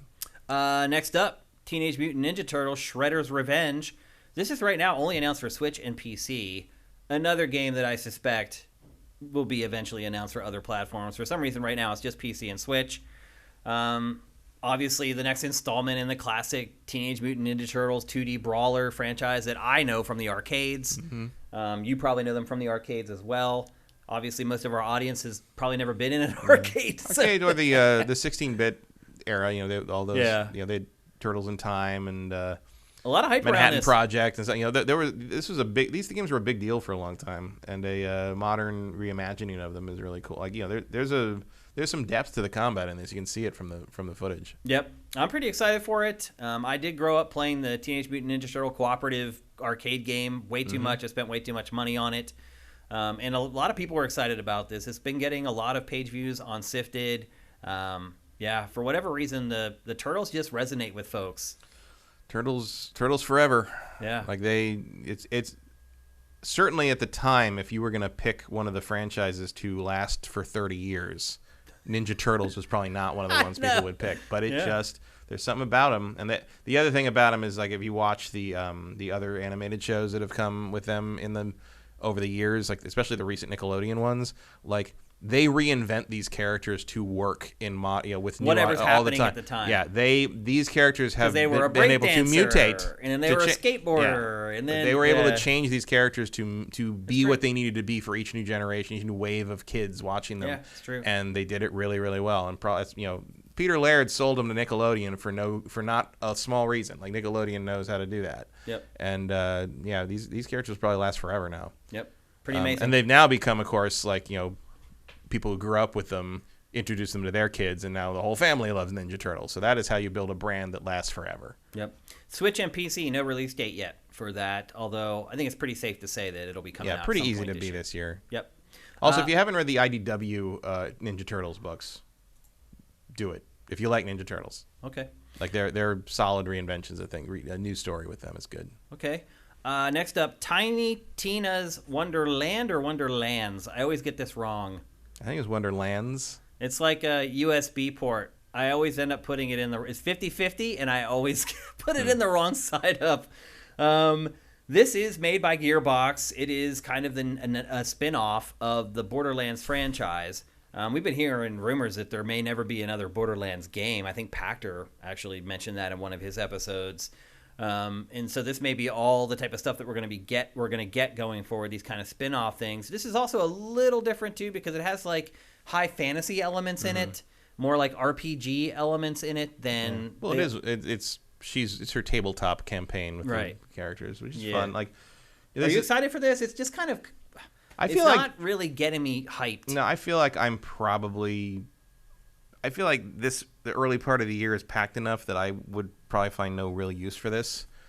Also, like Borderlands stuff tends to be available for like super cheap in like 8 to 10 months. So. Borderlands 3 I just saw ended up settling in at like a 72 Metacritic. Mm-hmm. Yeah.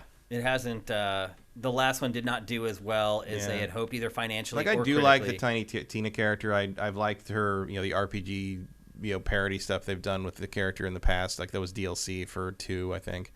I love Ashley Birch. Ashley Birch is great. Like more Ashley Birch is always good, but I don't know. It's not hitting for me. It's coming out March 25th. It's coming to PS4, PS5, PC, Xbox One, and Xbox Series X. And again, it's another game that's coming out here in the next 6 weeks. It's nuts. Yeah. This first quarter of the year is just amazing. But again, it's coming to pretty much everything again but Switch. Poor Switch. It just doesn't get anything. I mean, very old tech at this point. Yeah, yep. It's half a decade old. It is. And it was already outdated tech-wise when it came out. Yeah, So. exactly. Next is a PC-only game, Total Warhammer 3. That's what I call it. Instead of Total War Warhammer 3, I call it Total Warhammer 3. RTS, the last two have been great. This is Creative Assembly as well, right? Yep. Probably the best RTS developers on the planet right now. Yeah. Certainly in terms of like big war game stuff. Yeah. Like, it's just nobody else doing this. Also, if you like to purchase games that get a lot of post-launch support, these games get so much. It's really, they're still releasing stuff for the second game, and this one's about to come out. So if you buy this, you're going to get steady updates for the next like 2 or 3 years, and even after that probably. So it's generally a wise purchase. Both of the first two games have been great, even by people who play a ton of RTS games, which I'm not one of them. But I enjoyed it. Someone who doesn't play a lot of them. So I do wish they do a 40K one. Yeah, I would really like to see 40K Total War. Yep, I can see that, and that may be coming. But for right now, it's not. This is for PC and also Game Pass on February 17th. So this is coming in like 3 weeks, and if you're a PC Game Pass subscriber, you will get it for free. Which is a big deal. Next up, one of the smaller guys I wanted to mention, a game called Tunic. This game's been getting a lot of hype. It's kind of like Zelda before it went 3D, essentially. Yeah, I know this one. I love the look of this game. It's almost it's like the whole game is built out of like crystals or something. It definitely has like a unique art style with like these angular whatevers. But it's like an isometric action RPG with lots of exploration. It doesn't seem like it's too loot heavy like a lot of action RPGs are today. It seems like it leans a little more heavily on the adventure side of things, which is good. It's been getting a lot of hype, and people are really excited about it. It's one of the most anticipated indie games of 2022. Makes me think of Landstalker. Yeah. It's coming March 16th, and it's coming to Mac, PC, and then it's a Xbox console exclusive. So you won't be able to play this on Switch or PlayStation. So it's either this or Stranger of Paradise, huh? I would probably play this. I'm going to have to flip a coin. I think I would choose this, man. I think I really would. I would choose dental appointments over Stranger of Paradise. I really don't want to play that game. It's not very exciting. It just seems like a very dour game. Yeah. Like, it just doesn't get me, like, my spirit going to get into. I don't know what it is. But anyway, that's Tunic. Again, that's March 16th, and it's coming to Mac, PC, and Xbox. Next up, a sequel to one of Matt's most underappreciated games from last generation, A Plague Tale Requiem. The first game probably didn't get what it deserved as far as sales or recognition are concerned, but hopefully the sequel here... it got some word about it, but it didn't... I think it deserved more. It was way better than I thought it was going to be, and I think that would apply to most people. You gotta get the fixed trailer. I know. It's coming to PC, PS5, Xbox Series, and Switch. So it's mostly next gen plus Switch. Is that also a cloud version for Switch? I'm guessing. Probably. Yeah, it must be. Yeah. Don't sleep on this one. This is a good series. Get the first one for like $9 now or something. Like, it might be hitting a little too close to home right now. The COVID's not spread by giant waves of rats, so like it's not quite. It doesn't hit the same, I don't think. God, the rat physics are really good. Like, it's just the creepiest damn thing to look at these waves of rats flood over everything. Yeah. And that hasn't changed. That's coming. No, that's still in there. Yeah. Yeah. If I had a better trailer, you would know that. So that's on me. Saints Row, the reboot of Saints Row, coming August 23rd. Smart and or lucky that they delayed. It's smart. They would definitely. And lucky. They would have been buried in yeah. Q1. And it won't be in August. Yeah. Like, it'll be coming in. Everyone's Hopefully coming back from summer. Everyone's coming back from vacation, ready to get inside and play some games in the air conditioning. Although hopefully it doesn't like slip to like November and get buried again. I don't know. We'll see. They kept this game under wraps for a long time for a game that's coming out in August. Yeah, Saints Row went dormant for a shocking amount of time. I mean, even if you count Agents of Mayhem, which technically is part of the franchise, like, Saints Row went away for a very long time beyond the remasters. I think they're following Bethesda's like kind of recent strategy where they announce something and then 8 months later you can buy it. Although that obviously isn't the case with the Elder Scrolls.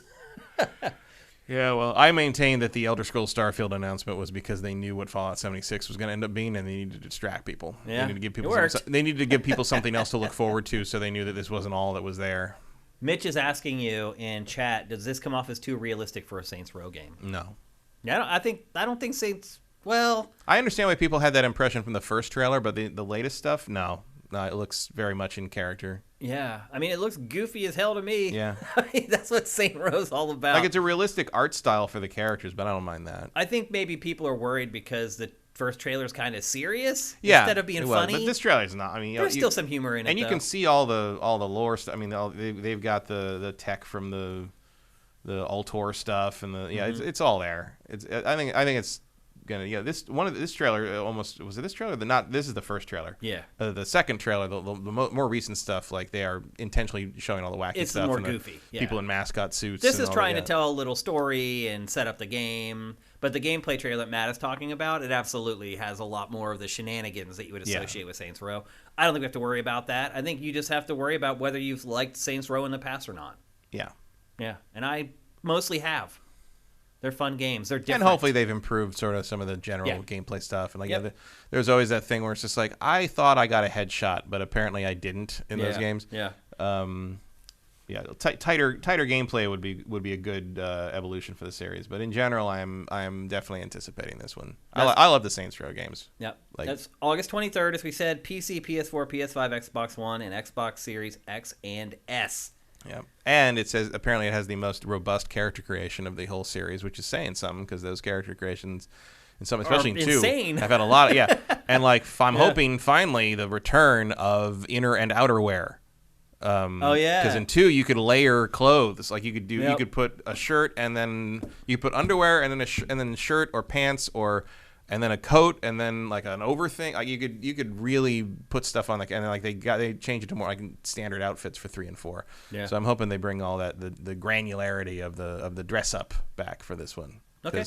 Especially with the visual quality, and like everybody's wearing like different clothes. You can tell they're leaning into that. It's a big part of it. Yep. The style is going to be important. Okay, next game, a game that Matt has been waiting patiently for it seems like forever. 4 years. Lego now. Star Wars: The Skywalker Saga. Is this the year, Matt? I think we are finally getting it this year. I think so too. I feel like we said this last January though. Yeah, but at least we got a year on the trailer this time. That's true.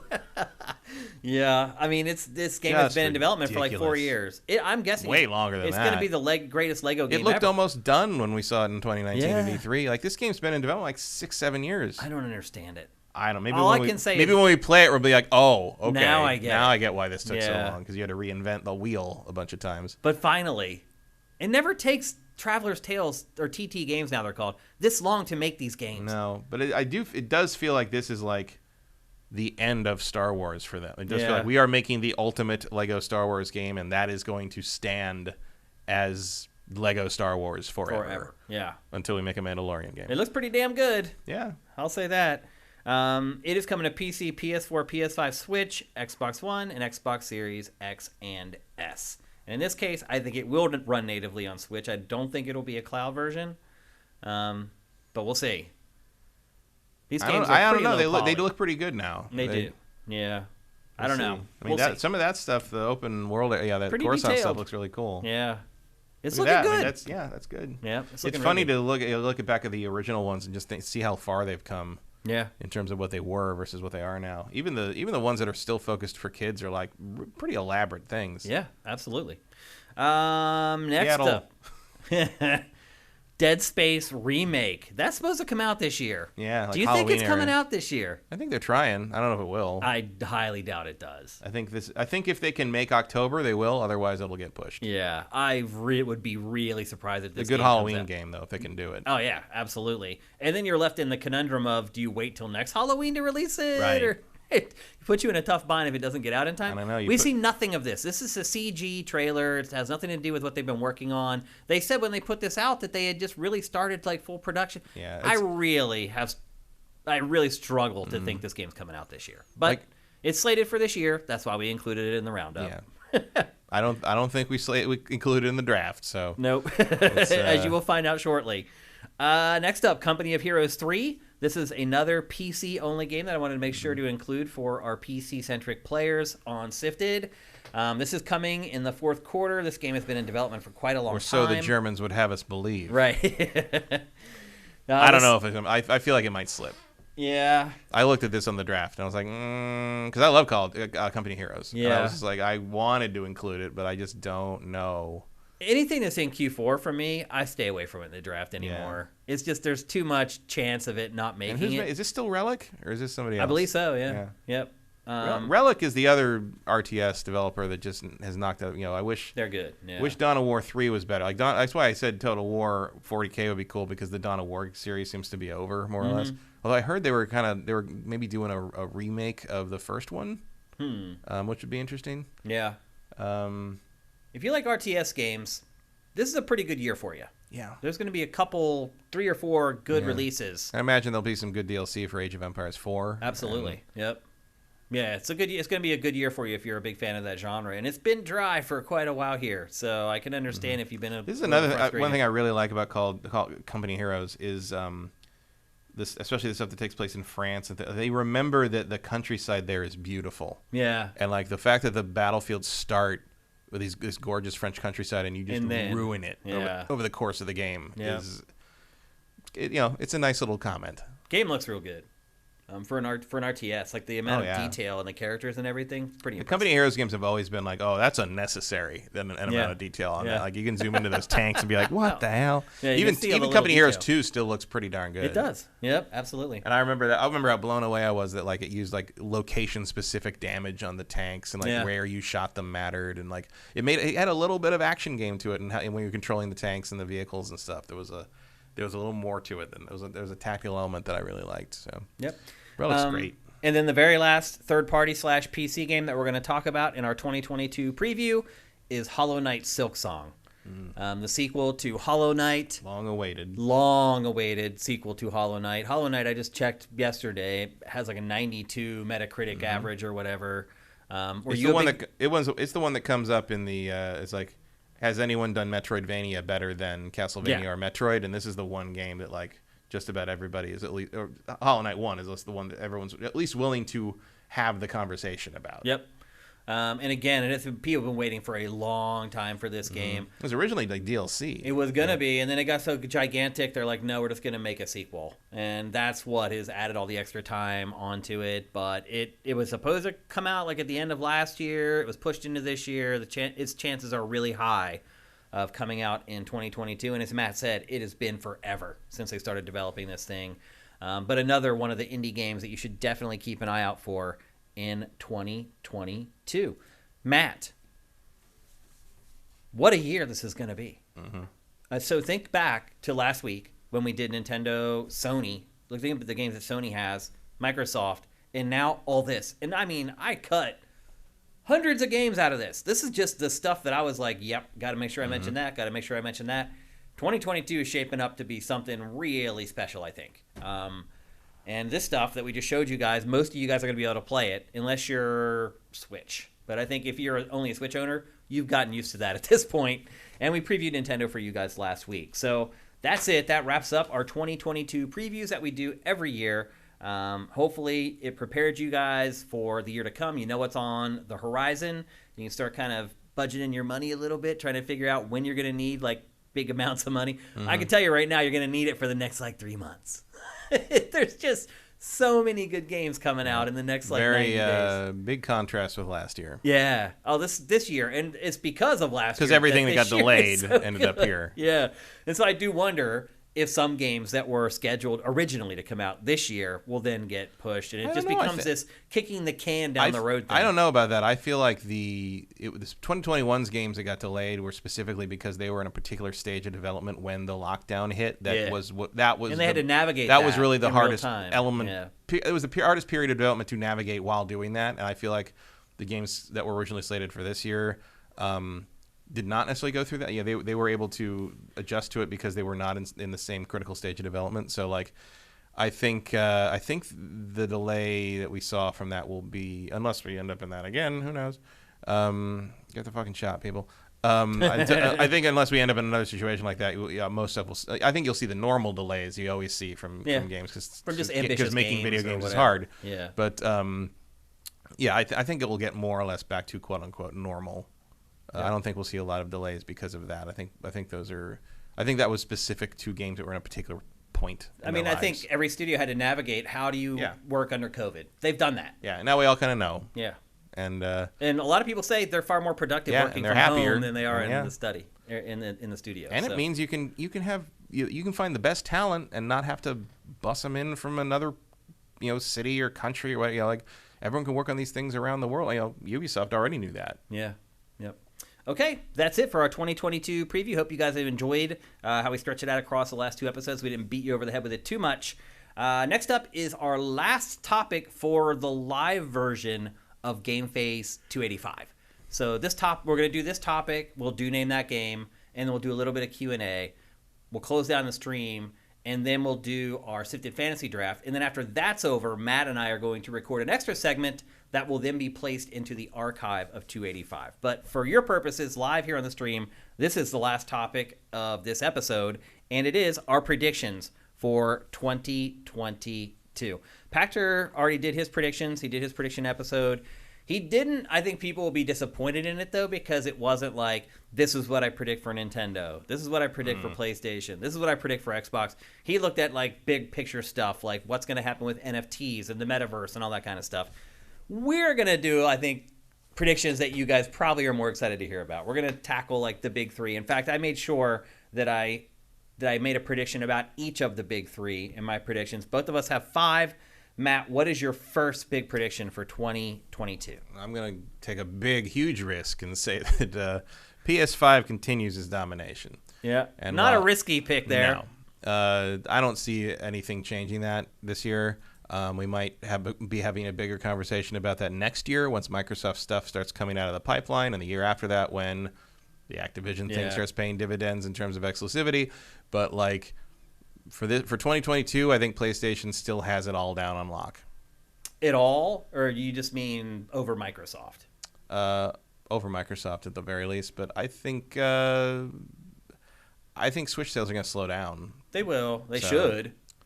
And PlayStation is only going to go up because hopefully they get to be more plentiful, and people who are waiting to buy them can buy. I have a couple of friends who finally got one. Yeah. After a year. I have a friend who just got one. I told him to get on the waiting list. Yeah. 6 weeks later, they finally called him and said we have one. Yeah. And then he called me. He's like, "Thank you." Yeah. Because it saved me running around like a maniac trying to get it. So once you get to a point, hopefully, I mean, that may not happen this year. We don't know, but hopefully, you get to a point where you can just walk into a store and buy one. But a lot of people that don't know how to navigate that hunting situation will finally be able to get one, and I think that's only going to go up.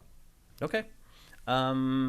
I would absolutely agree with you that this year PlayStation 5 is going to dominate Xbox as far as hardware sales is concerned. I mean, I don't think that's a question at all. Yeah. Like, there's just nothing for Microsoft to use to catch up in that regard. But my first prediction for 2022 kind of goes against what you were saying, but you kind of clarified a little bit. And my prediction is that the Switch is still going to be the top-selling console of 2022. And there's a lot that goes into that. If there were ample supply of the PlayStation 5, I believe the PlayStation 5 would outsell the Switch, but there's not. And there's still not going to be. I don't know if you saw the numbers from last year, Matt, but the PlayStation 5 and Xbox Series X and S combined did not sell as much as the Switch last year. So while I do agree with you, I think sales are going to slow. I don't think they're going to slow that much because you have big games like Zelda coming out this year, Bayonetta 3. They have a pretty good software lineup this year. I mean, you do hit a point where I'm like, who doesn't have this one thing? That's where they're hitting the wall. But also, like, I asked that for years about the PS2, and it kept selling like crazy. I can ask that along. Same with a Wii. Like, who the hell didn't have a Wii, but was still selling like crazy? Like there's always more customers out there. I guess. I don't know if Zelda 2 is the thing to bring them in. Necessarily, that seems like more for people who already own a Switch because Breath of the Wild was such a landmark game for the Switch, launch game for the Switch. Yep. And the fan base is hungry half a decade later to get another one. Yep. Yeah.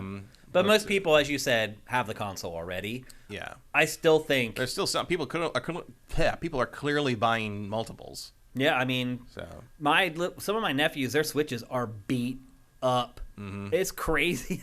And they still work, but their screens are just massacred with just smeared food and throwing them down on the ground, and they're they have gouges in their screens. And that's the price of being a portable system. Yeah, and my sisters are thinking about buying them another one, so that's definitely going to happen. And now the OLED is there, so there's actually a little bit of an upgrade, a little more incentive to buy one.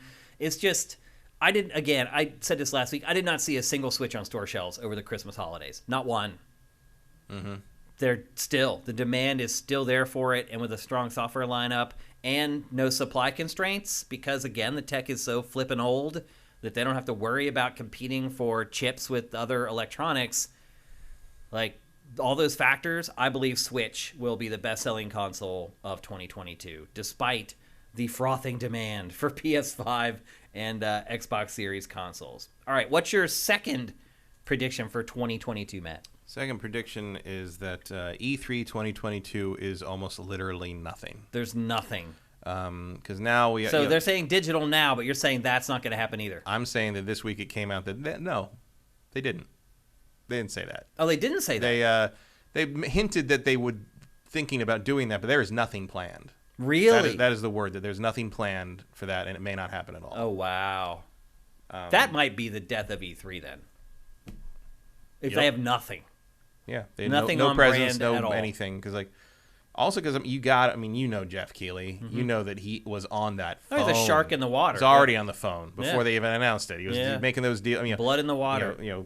Locking that stuff down so they couldn't even show it on an E3 stream if they wanted to. Yeah. So there might if your option as the ESA is okay, we're not going to do an in-person thing, maybe we should do a digital thing. Oh, now we have to basically fight over Jeff Keighley's scraps now. That's do you even want to do? That's not a good look either. Not a compelling proposition. No. That's for sure. I see Andy T. Monahan's asking, can the Switch surpass the Wii's lifetime sales? It needs another 48 million. No, I don't think it will. Do you? I don't know. Vincent's saying that it already did. If it's true that it needs another 48 million, I think he might be thinking of the DS. Oh, he probably is then. Yeah, there he says, wait, it might be the DS I'm thinking of. Yeah, DS is up there. Yeah, if you're asking me if it's going to sell another 48 million units, no. I do not think it's going to sell another 48 million. That would be difficult. Unless the new Switch is not a Switch 2 and it's another considered part of the Switch. Then maybe. I mean, you could fudge that, I guess. But you figure they're selling around 20 million a year right now. I don't know. Maybe it does get there eventually. It could. It would have to make it there in 3-4 years, though, is my guess. I think that just depends on how long Nintendo keeps it in production. Yeah. Give it enough years and it'll get there. Eventually it'll get there. I mean, Sony's early kings at that. I would agree with you.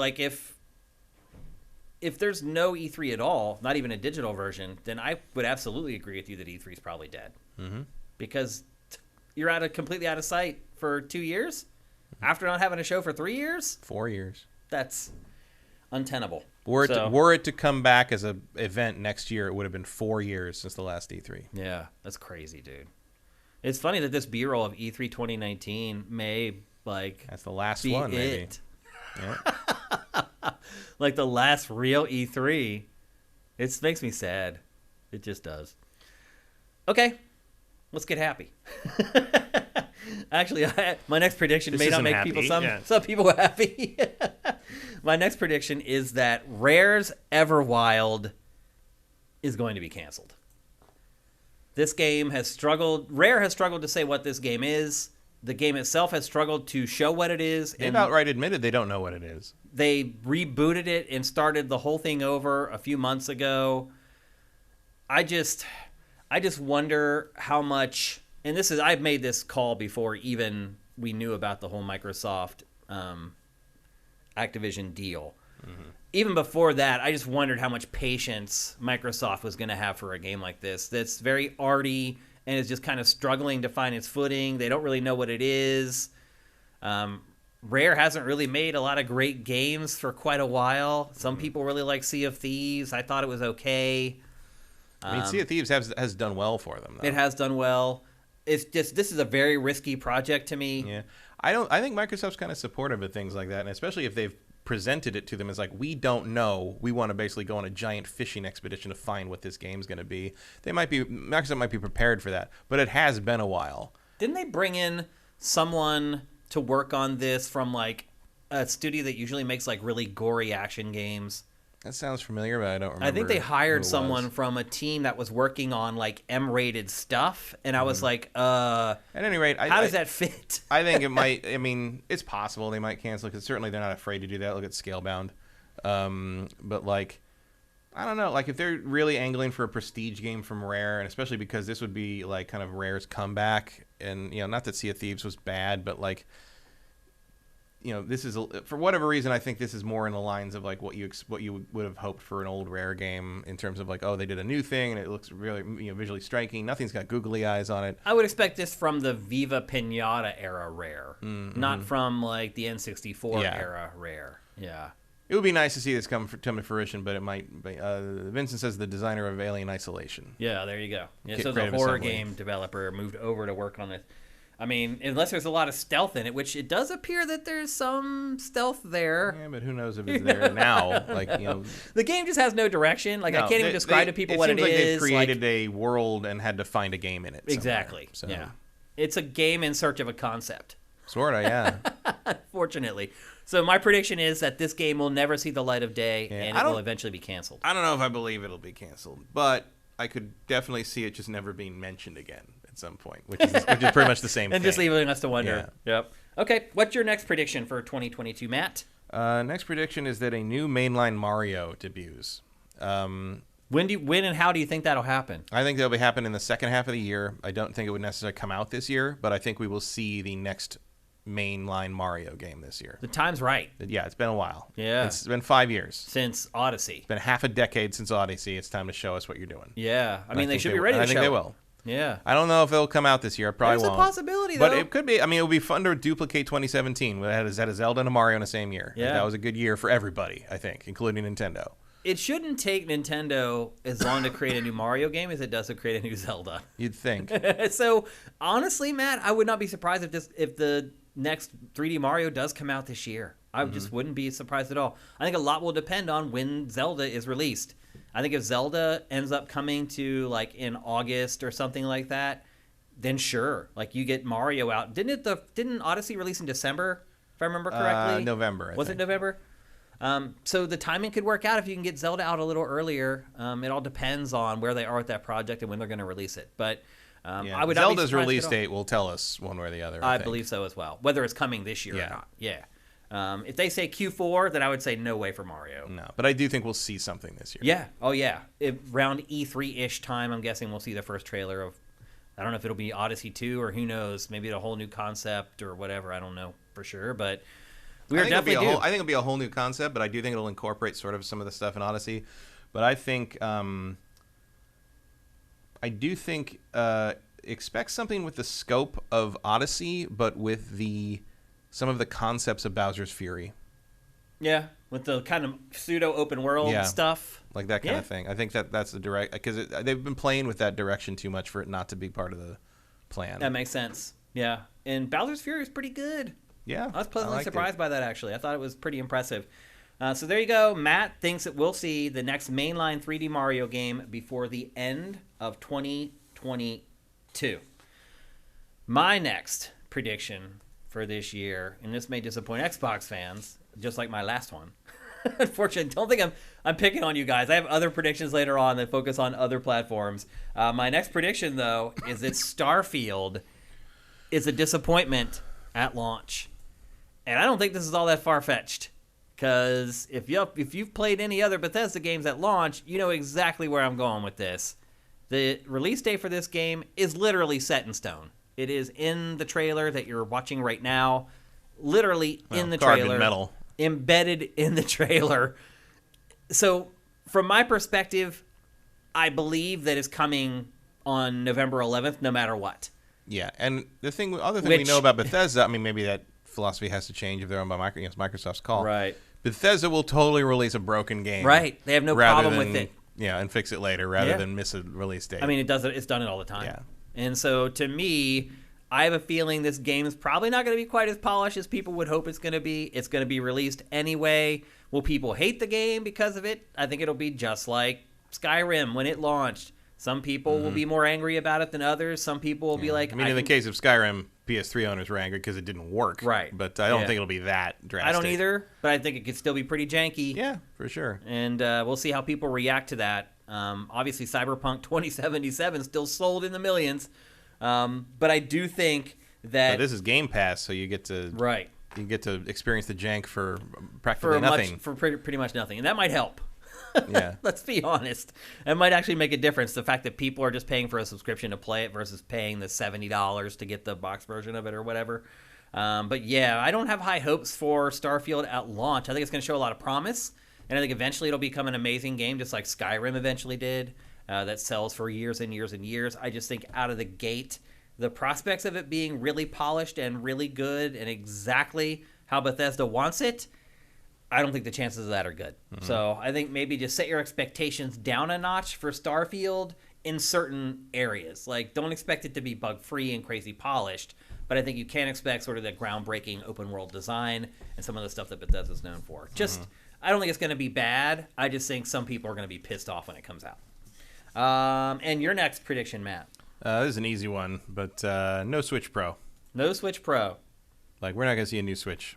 Do you think there's ever going to be a Switch Pro, or do you think they're just I think we're going to go straight successor? to Switch 2 or whatever, the Super Nintendo Switch or whatever it is. Okay.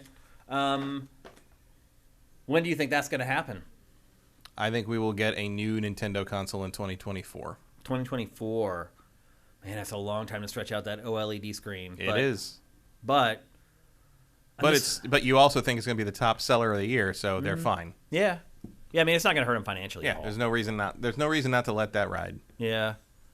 If you're winning, don't rock the boat. I do think the next Nintendo console will come out next holiday. They traditionally do not do that on holidays. They don't. I think you're going to see or it. maybe I think it's March 2024. Like early 24, like they do with. Okay, I could agree with that for sure. Okay, that makes sense. But you're right. Why does Nintendo rarely release consoles? And Metroid Prime 4 will be a launch game. Yeah, I would agree with that as well. If we're lucky. Yeah. Exactly. I hope so. I do think we'll get that Prime remake this year, though. You do? I think that Prime 1 remake will come this year, yeah. Okay. That would be awesome. I'm good to play Prime again now. Like, it's been so long. Like, I'm good to play it again. Yeah, absolutely. I will absolutely dive back in. Honestly, I'd rather play a Metroid game I know is going to be great than Prime 4 right now. Like I'm excited about Prime 4, but also it's like, at least with Metroid Prime Remake, I know, like, okay, I have no doubts. This game is anything. amazing. I'm just going to sit back and play this game and enjoy it again, and it'll be great. Yep. They just look a little maybe better, that's why sound a little remakes are better. maybe that's why remakes are so popular now. People just want, like, something they know is going to be good. Comfort. It's not going to get burned. Yeah. I hear you. Okay. My next to last prediction for 2022, and again, I made this prediction before we knew about Microsoft buying buying Blizzard and Activision. And my prediction is that bidding wars between Game Pass and PlayStation for third-party game exclusivity will be a huge thing by the end of the year. And that has already... Technically, January is by the end of the year. So. And, I mean, obviously, today's news huge in that front. But I think that, like, as we were talking about with Grand Theft Auto 6... Like, these two, and now we've been hearing all the rumblings about the PlayStation Game Pass. It's actually a thing, and it's going to happen. They're going to be competing now for who can get the third-party games day and date on their service, and I think that's going to become a prominent element of the industry going forward, is these negotiations with third parties to try to get the rights to Grand Theft Auto or whatever third-party game on their service first. And that really hasn't been a thing up to this point. As far as Sony competing with Microsoft to keep stuff away from Game Pass and vice versa, that's what I think you're going to start seeing. Like, where we used to see with money hatting to get console exclusives, now it's like money hatting for service exclusives. And I think Microsoft obviously heralded this on with its push for Game Pass and its kind of lack of emphasis on selling hardware, as it were. So I think that's going to be a thing going forward, is how much, and we may not even hear, like, how much did Microsoft offer when it didn't get that game, or how much did PlayStation offer when it didn't get that other game. It may be hard to find that information, but it's going to be going on behind the scenes, and I think we'll at least know that it's going on towards the end of this year, as we know more about PlayStation's revamp of PlayStation Now and its other services. So there you go. Matt, what is your last prediction for 2022? Last prediction, also maybe pretty easy, but gaming NFTs are a huge bust. Yeah. You're already seeing that with people are not into it. Ubisoft. Ubisoft having some trouble already. Tried to already. sell the Ghost Recon and just nope. Konami is doing it with they're getting heat. I mean, not that Konami cares because they don't make games anymore really. The biggest problem for NFTs in gaming is that generally game players are really smart and really tech savvy. Well, also and so you're trying to sell something to people who know better. Yeah. Well, also like a lot of the rhetoric around the gaming NFT stuff is like doesn't make any sense if you know anything about video games. It's like oh, imagine owning Mario's hat and you just take Mario's hat. Like that's not how programming works. That's not. It doesn't so mean nobody anything. else gets Mario's hat now. Well, also like the idea is like oh, you can take this sword to this other game. No, you can't. That's not how anything works. And remember that an NFT is basically like you are creating a database, which is essentially a lineup of people, and you are selling spots in that database. Yeah. And the art and stuff like the gifts of Castlevania or whatever like or whatever that is, like you're not selling them the rights that give. You're selling them the right to basically stand near it. Yeah. And all you can do is you say I don't own this picture, I don't own this art, I don't own whatever this is. I own the right to stand next to it. I can't stop you from looking at it or saving it or copying it, but I can stand here. You are literally being sold nothing. Yeah. Nothing. It's a scam. Yeah. The NFTs are a scam. And consider there's something like in the last several months, I think it's something like, I can't remember the number. It's like 2.7 million NFTs, 3 something million NFTs have been created. Guess how many people own those? 360,000. That's a pyramid scheme. And also 13 million people have invested in cryptocurrency and crypto stuff and the blockchain stuff. Yeah. So consider that of all the people that are involved or enthusiastic and involved in crypto, 0.01% do the NFT thing. Yeah. And the only thing that keeps NFTs valuable is being perceived as valuable. Same as so Bitcoin. when you wonder why... Same as crypto coins. Sure, but this even more so because at least Bitcoin is accepted as legal tender in a lot of places. Right. Yeah. But like with NFTs, it's like the only thing keeping the value up is perception, and in this case, the perception of a very small community. So when you wonder why the people that promote NFTs and believe in NFTs are screaming so loud and repeatedly and repetitively about how great they are, it's because it's a very small group of people trying to make this thing they've invested in more valuable so they can make money from it. Yeah. It's a crypto is very much the same way. It's somewhat, but it's like there's more structure to it. Like on social media, the crypto pump and dump schemes are everywhere. Yeah, that happens. I mean, that just and you're with, seeing like more NFT stuff happen. The celebrities like Kim Kardashian go on their Instagram. They're like, "Hey, I just bought this crypto coin. You should too." It goes way up and then it goes up, and then all the people who founded it sell all their crypto, and they're out, and it crashes. And a lot of what the NFT thing is right now is trying to get the NFT quote unquote community to be big enough to have things like that happen in it. Because right now it's not. It's not. Yeah. And you are starting to see like real scams happen where like because NFTs are not necessarily inherently a scam quote unquote, but they are a con. Yeah. Which is a different thing. Yeah. But there have been like things where a lot of times I've seen a couple things where like, oh, we're doing a new run of NFTs of this particular run of art, and we're going to donate the proceeds to charity, and they make like $1.5 million off of it, and then they disappear. Yeah. And the NFTs are all gone because they took their database with them, and it's all gone. There's nothing. Yeah, it's gone. Over. Yeah.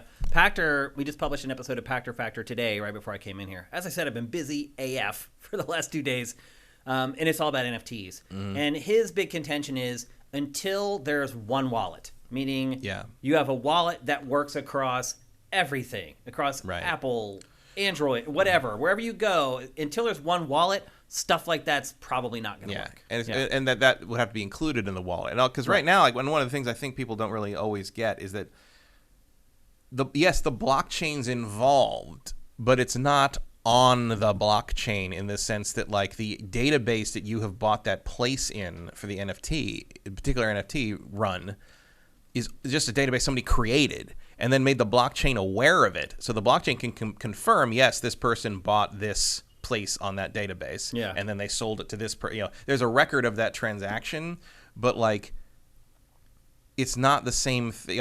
It's not the same thing as the way cryptocurrency and Bitcoin and stuff are handled in terms of who stores those and who store.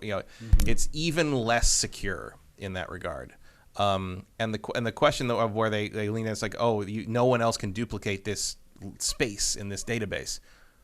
Who cares? Yeah. Like that's the problem. Like you can't make someone care about that until, as Pactor says, it's if you could have a situation where you had like a universal wallet, and if someone could get the permission or the rights or whatever to create an NFT database in that wallet that then you could buy parts of or spaces on, that would be something that you could theoretically use as something with some sort of universally perceived value in terms of the people participating in this. But it's the Wild West right now. And how about we create the one wallet and we all get rich? Yeah, because whoever invents the one wallet is going to be filthy rich. You'd need to be one of the best negotiators in the Jeff Keighley. What is the movie where they're just skimming like an eighth of a penny off of each sale? Office Space. Yeah.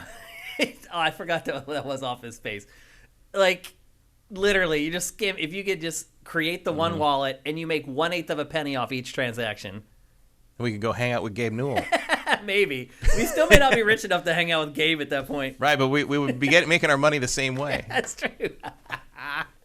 Okay, we got to wrap things up. We just meet him down in New Zealand, and he'd just be like, pretty sweet, huh, boys? Like, and my final prediction for 2022 is that 2022, and I don't know how you can deny this now that we've done our 2022 preview for consoles and PC and third party.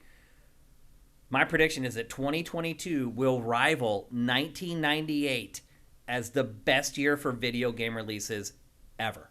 I think it will be a legitimate conversation that we have to have, or we will have, about what was the best year for game releases ever. I mean, we just ran through, I don't know whether they're 35, like pretty much AAA third-party games.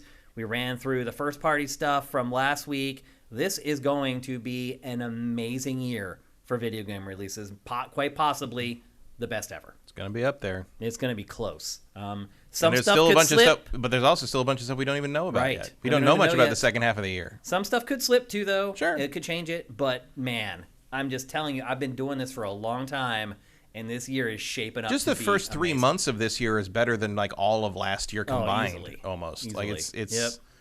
You know. Hope you guys are ready. Hope you guys saved up some money over the You're gonna throw me a Sony exclusive and a new Pokemon game and a new Souls game. Yeah, that's all in the next week. Yeah. Basically, it's awesome. It is going to be a great year of video games. So what I was saying, Q1 2022 is going to be a great year. That's basically what we're saying. Yeah. So what I was saying earlier, that like all my predictions aren't bad or gloom and doom. This is what I was talking about. Yeah. This is going to be one of the best years for video games ever. And I'm really excited about it. So there you go. There are predictions for 2022. Okay, so here we are to talk about Rainbow Six Extraction. Now, you may have watched the show live on Twitch yesterday, and you're like, wait a minute, this wasn't in the show that I watched. Yes, it was. Why don't you remember this? To that we say, yes, it was. What's wrong with you? Which timeline are you in? Did you take the red pill? Yeah, so unfortunately this information was under embargo, and so we couldn't talk about it on the live stream. So Matt and I stuck around after the show to discuss Rainbow Six Quarantine. Which is why it's suddenly darker outside than when it will be when we go back to the end of the show. That's actually true. It'll be a little bit weird. But we need to explain to you guys why this is happening. Because in this timeline, the sun sets different. But that's funny. We always try to hit embargo if we can to get you guys information on games as soon as we can. And this was as soon as we could give you the information. And it worked out that we're going to be able to put it into GameFace 285 at the last minute. Matt, this is a cooperative... I struggle to call it a zombie shooter because I feel like when you say that, like visions of like Left 4 Dead or Back 4 Blood. It's a co-op tactical shooter that happens to have zombies in it. Right. The enemies could have been anything, really. Well, that's not true. No, because there's an element of the mechanics creatures. I mean, like terrorists aren't spawned from pods generally, but there's it could have been aliens, or it could have been any inhuman thing. Pretty could have much. been demons. It could have been anything. Yeah. And essentially what you do is you start, and when I first watched trailers for this, I really didn't think that there was going to be a lot of Rainbow Six in it. I thought it was going to be like this cooperative zombie shooter that they just slapped the license onto because they're like, we don't have anything else that it fits. And as it turns out... Yeah, you thought it was going to be like Left 4 Clancy or something. Yeah. And as it turns out, there actually is some tactical Rainbow Six stuff in this. You can run and gun it, but you're going to have a hard time. I think it would be really hard to run and gun it. Yeah. Because... essentially, it is a lot like playing Rainbow Six Siege in some ways. Like, when you first start a match, the smartest thing you can do in this is throw down your little drone and roll it through the map so that you can tag all the enemies, all the nests, which we'll talk about in a minute, which are really important to this game, and find, like, all the locations of the objectives and things like that. So, first thing you do, really, is just get your drone, roll it in through the map, tag all that stuff, and then you actually jump in and try to accomplish the missions. Now... I think my biggest gripe with this game is that the mission types are very repetitive. Now, I know you didn't get to play as much of it as I did, and the mission objectives in this do repeat frequently. But I do at least appreciate that they rotate. Yes. Like they're not always doing the same kind of mission in the first section and the second section. Yeah, because they're kind of dynamic, right? Yeah. So one of the things about this game is you have a list of operators. Again, very Rainbow Six-ish. You have a list of operators, and you choose your operator, and you go into the mission. And sometimes you will lose that operator for the next mission, even if you survive the mission. Yeah, if you come back and extract when you're too hurt, they have to take a mission to recover. Yeah, and... if you die while you're on the mission, that operator is completely off the grid for a while until you go in the next time and attempt to rescue that operator. So your operator dies in the mission. You get sent back out to the menu screen. You go back in. One of the objectives the next time you play is to rescue that operative.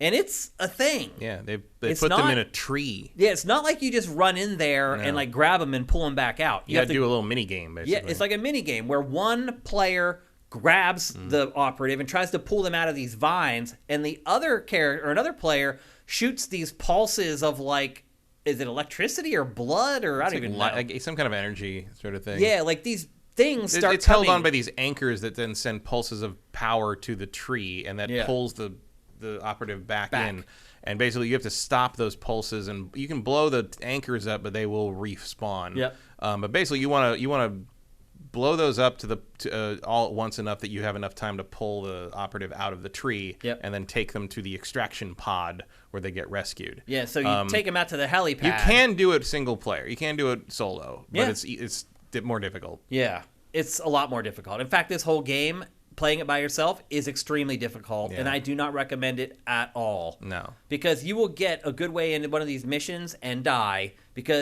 So we were talking earlier about how there are these nests, and they're basically these like pods.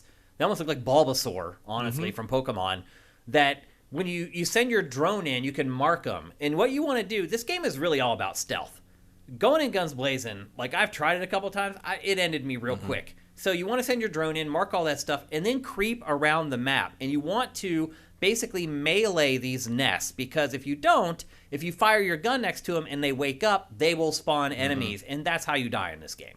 Yeah, with the normal enemies, you can headshot them fast enough, and they'll go down, and you don't have to worry about it. I mean, I've done that plenty. It's like 4 in a row, just pop, pop, pop, pop, and you're done. And the enemies don't take much damage, but neither do you. But the nests take a fair amount of damage, and they can send their pulse out to alert nearby things if you don't do it fast enough. So it's safer to just stab them. Yep. And and on the flip side, if you have an operator who has a silencer on their gun, instead of using your knife to blow up the nest or to cut the nests or whatever, you can use your gun and shoot them from a distance, and that's a huge advantage. But I prefer to stab them, though, even if I have that. It's more satisfying. More satisfying.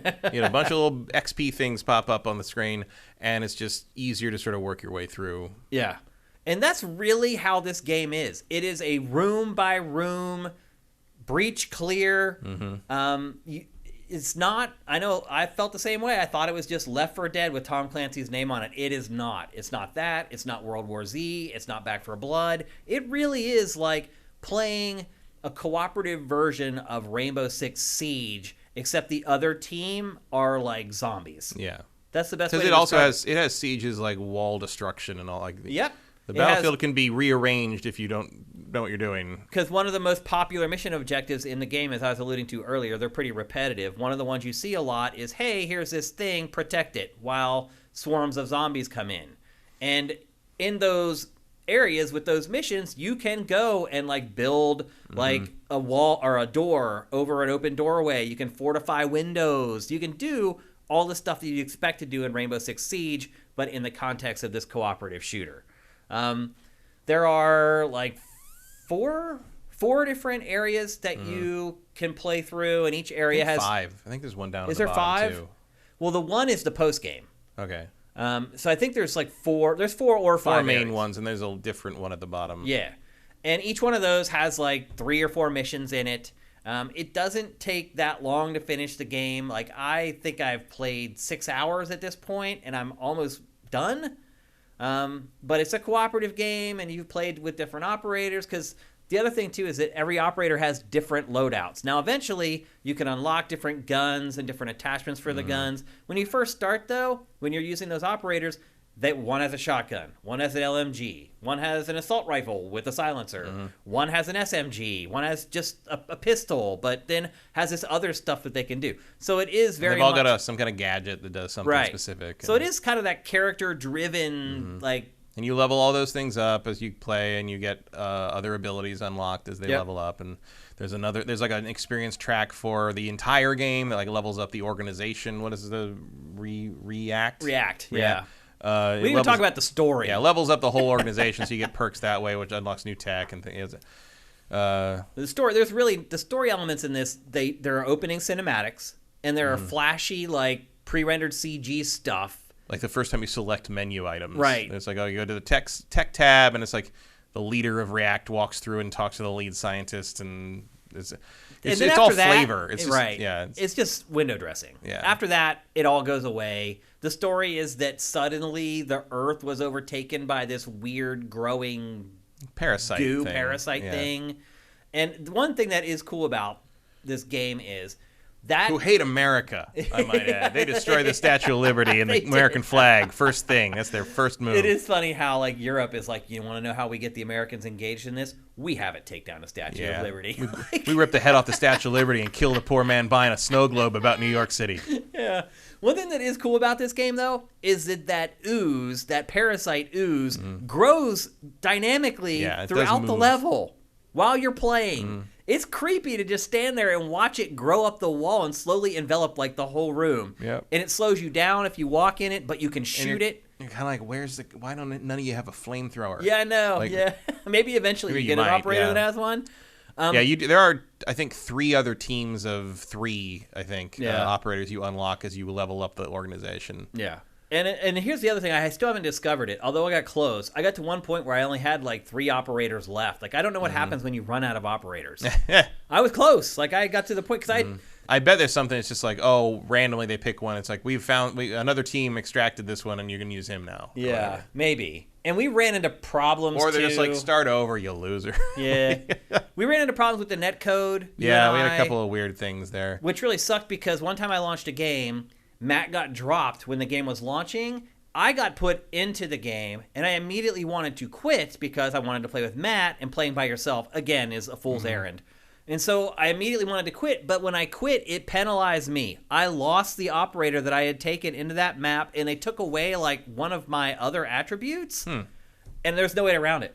Is either I play that mission by myself, and come what may, or I leave and I get punished for it. And so I left because I wanted to play with you, and you couldn't like just extract from that point. No, couldn't do anything. Like, they're basically like, go finish the mission, and if you don't want to finish it, then this is your punishment. And I chose the punishment and lost my operator. And that one real weird. I had to have to restart the game, and like we had problems with a lot of voice chat issues. Now keep in mind, this game although isn't out yet. once of it was it's not out yet, but like also one time my PS5 did that LAN cable not connected thing that the PS5 does all the time. Yeah. Where it's like I've never had that problem, but I've heard a lot of people. That happens to me, not super common. Also, it doesn't matter much because I'm usually not playing online games. But like periodically, it'll do that. It'll do it like 7 times. Wow! And finally go back to normal. I've never had that problem. And there's nothing. The cable's still in there. Internet's fine. It's literally just some of the PS5s do that. Weird.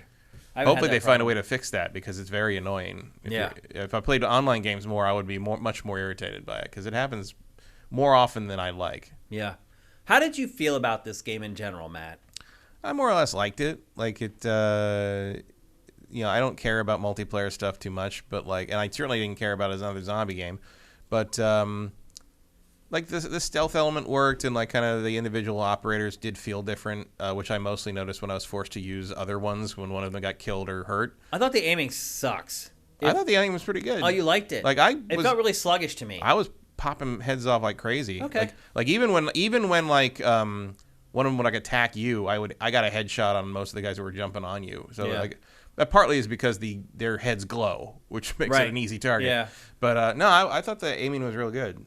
We should also mention how death works in this. So you can get downed once, and then they can revive you. Or if you have an operator who has a stim, he can revive himself or and you herself. can build a revive stim thing as well. You can. As a tech thing, but then you lose your drone. Right. Because it replaces the same slot. Yep.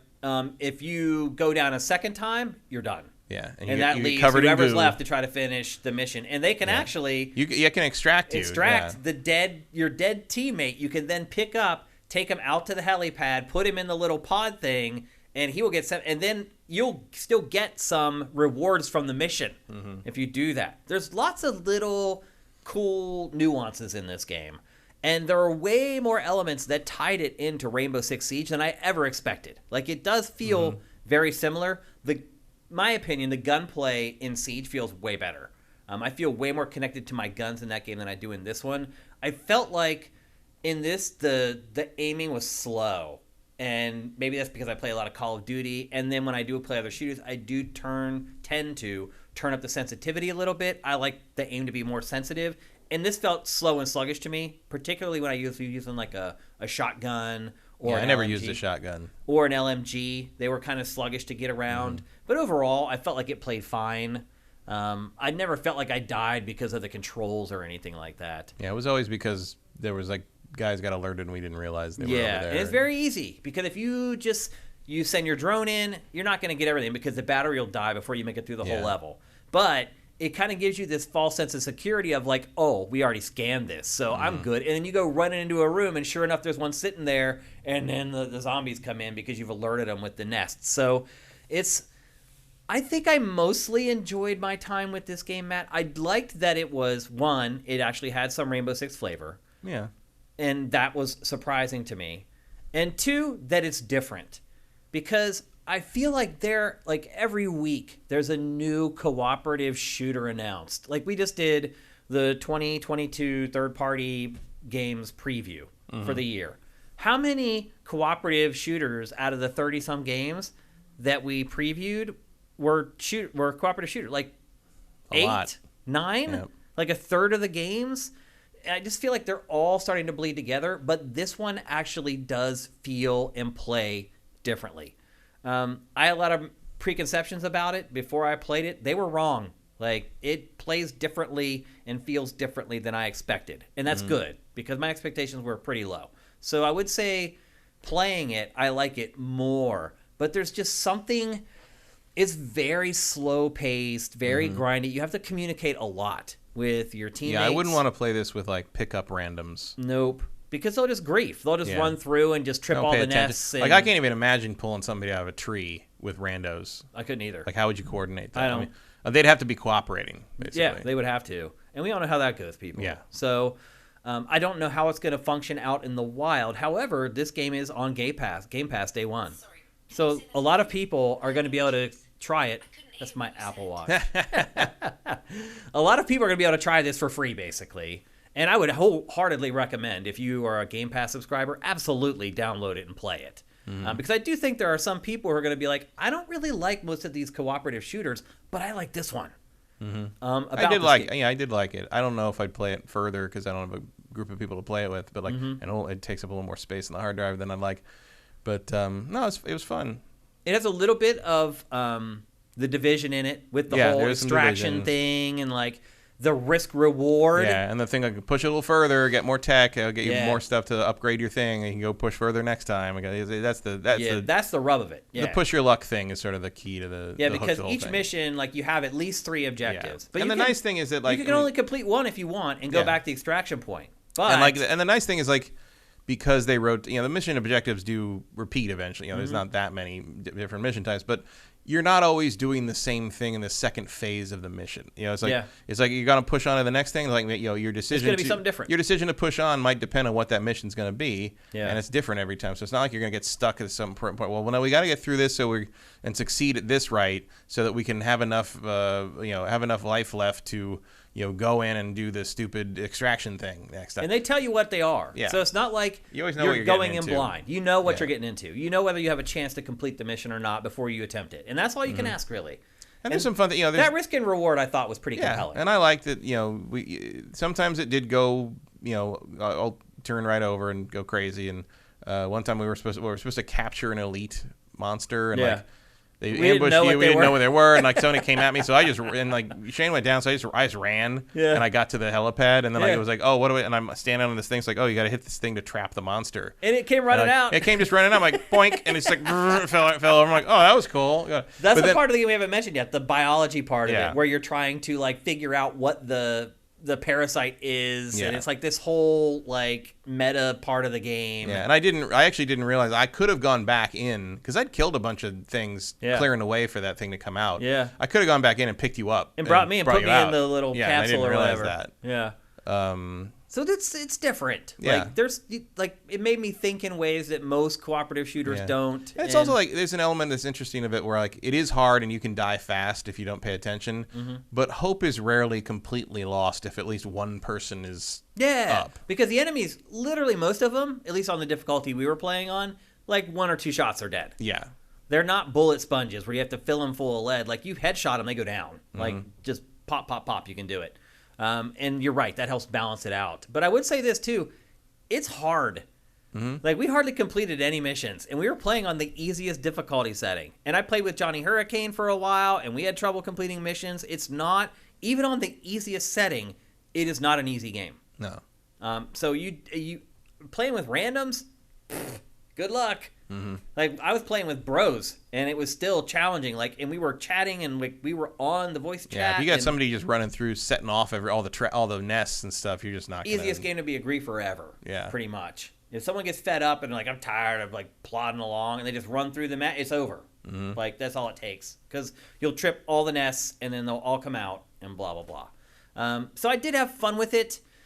I probably wouldn't pay a lot of money for it because there really is no single-player campaign. You can play it by yourself. It's hard as balls, and it's not that fun because there's no context for it. It's like you get the opening cinematic, the story never really comes back.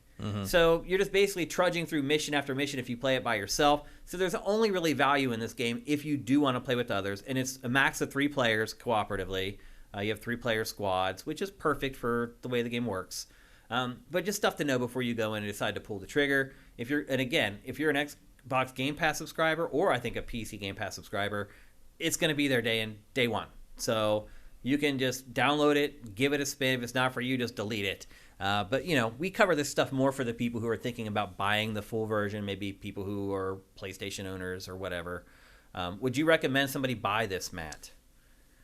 I mean, I wouldn't for full price. I wouldn't either. It's not really my thing. Yeah. It is kind of my thing, but it's hard to recommend it a full price purchase. If you really want a good version of Aliens, Fireteam, whatever that was. Hey, this is probably better than that. Yeah. It's more tactical, that's for sure. Yeah. That was more of a run and gun with a little bit of thoughtfulness put in there. But this is definitely the most thoughtful of the cooperative shooters, if that makes sense. But it also means you're going to need 2 people that are willing to play ball. The way they're supposed to be played. Yeah. And if you don't have that, this game would probably be a nightmare. So pass on you buying it full price. Pass on from me buying it full price. Get it in 6 weeks when it's $40. And it probably will be. Yep. Or just $13 for 1 month of Game Pass. It's an easy recommendation. You'll get your 13 hours of entertainment just out of that game easily. Even if you play it for just a day, you'll get tons of hours out of it. And so it's probably worth it in that context, but paying full price for it, that's a pass from the both of us. It's time for Name That Game.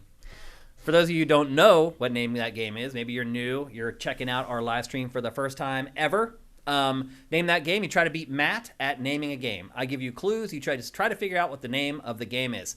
You may say he has an advantage. He's sitting here with me. You have a huge advantage. You have Google. He does not. You win all ties, so if he guesses the name of the game and I look over and it pops up in chat immediately thereafter, you guys get the win. If you beat Matt, you get a 6-pack of Sifted stickers that we will ship anywhere in the world, literally anywhere. So it doesn't matter where you are right now or what time of day or night it is. If you win, name that game right now, we will send you the stickers. I promise. And with that, it's time to get into it. I'm not sure if this one's easy or hard. I do think that my clues suck. I could not come up with great clues for this game. So hopefully, like I said when we started this stream, bear with me a little bit today. I have had an insane workload to get through to get to this point today. So here we go. Play the Name That Game jingle, courtesy of Sneaky Solid Snake. And we're ready for the first clue. Are you ready, Matt? Yeah. Let me get the chat up on screen so everyone can know we're on the up and up. And here comes the first clue. The ultimate comb-over. The ultimate comb-over. Let's look at chat here. Pitfall. Nope. Half-Life 3. Nope. Leisure Suit Larry, that's a good pick. Leisure Suit Larry, no, that is a good one. I like your name too, Sweet Cheeks Magoo. That's a great screen name. Leisure Suit Larry, no. Crash Bandicoot, no. Old Men, no. GTA 5, no. That's a good one too. Okay, it doesn't look like you guys are going to get it. I think you'll like that clue though once you figure out what the actual game is. Uncharted, no. That's a good one too. Okay, clue number 2. It's great no matter which time... Sorry, let me read that again. It's great no matter which time of day you play it. It's great no matter which time of day you play it. And the first clue was the ultimate comb-over. Boktai. Not Boktai. That's a good one too, though. That's a good guess. Again, the second clue is it's great no matter which time of day you play it. And the first clue was the ultimate comb-over. Skyrim, no. MGS2, no. Terraria, no. Pokemon, no. Commander Fett got it. Bayonetta. Because she's covered in hair. That's yep, right. The ultimate comb-over.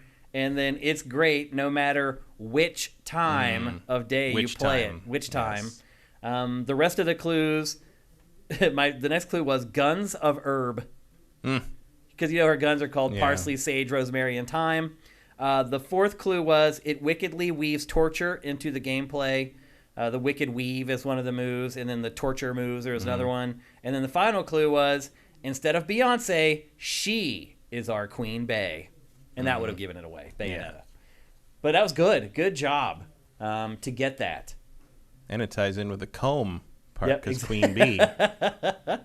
Queen Bee, Queen Bey. But Commander Fett, you won. Let me give you your well-deserved round of applause. Again, you can send me a DM here on Twitch. You can send me a DM on Twitter. You can go at Shane@sifted.net. There's a million ways to reach us. Just make sure that you give us your full real name and your full address. Make sure you include, if you're overseas, your province or any other important information, your zip code, your postal code, all that stuff. It'll make it much easier. Let's look at some of the other guesses. He's the only one who got it, by the way. No Man's Sky, Mario Kart, Animal Crossing, It Takes Two, Dragon Warrior, Parappa, Death Stranding, Mario. You were the only one that got it. People say good clues. I'm giving myself a round of applause for that one. I'll take any compliments I can get. I need them at this point. I'm frazzled with all the stuff that's been going on behind the scenes here at Sifted. Okay. We'll do a couple questions before we do the Sifted Fantasy Draft for 2022. Let's see. Here's one from Mike's Q. Oh, I meant to grab a beer with you during your layover, but my son Jack Robin Ryder Novak. Is that really his name? Jack Robin Ryder Novak was born on the 4th, 4 minutes after getting to the hospital. Congratulations, man. Actually, you deserve a round of applause for that.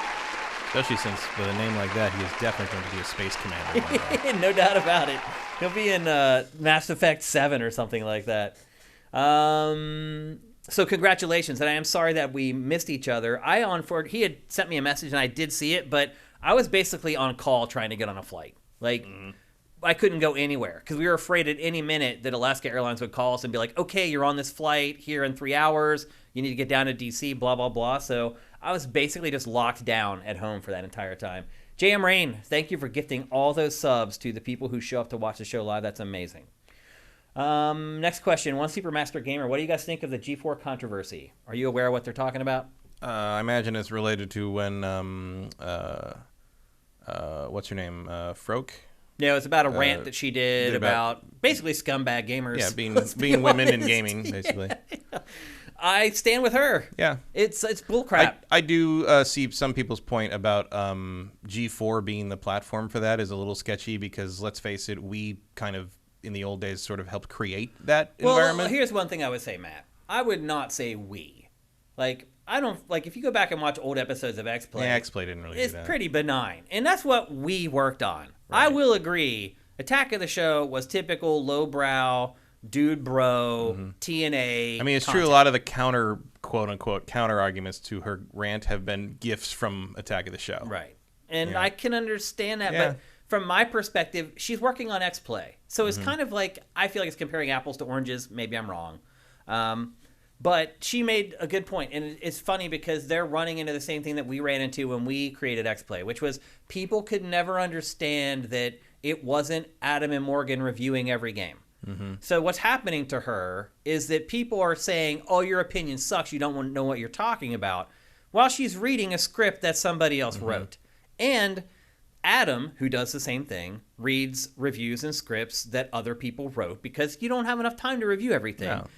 They give him a pass. They don't say your opinion sucks. Even though the opinions are coming from other people, her contention The same is... people in a lot of right. cases. Her contention is, you're saying my opinion sucks because I'm a female.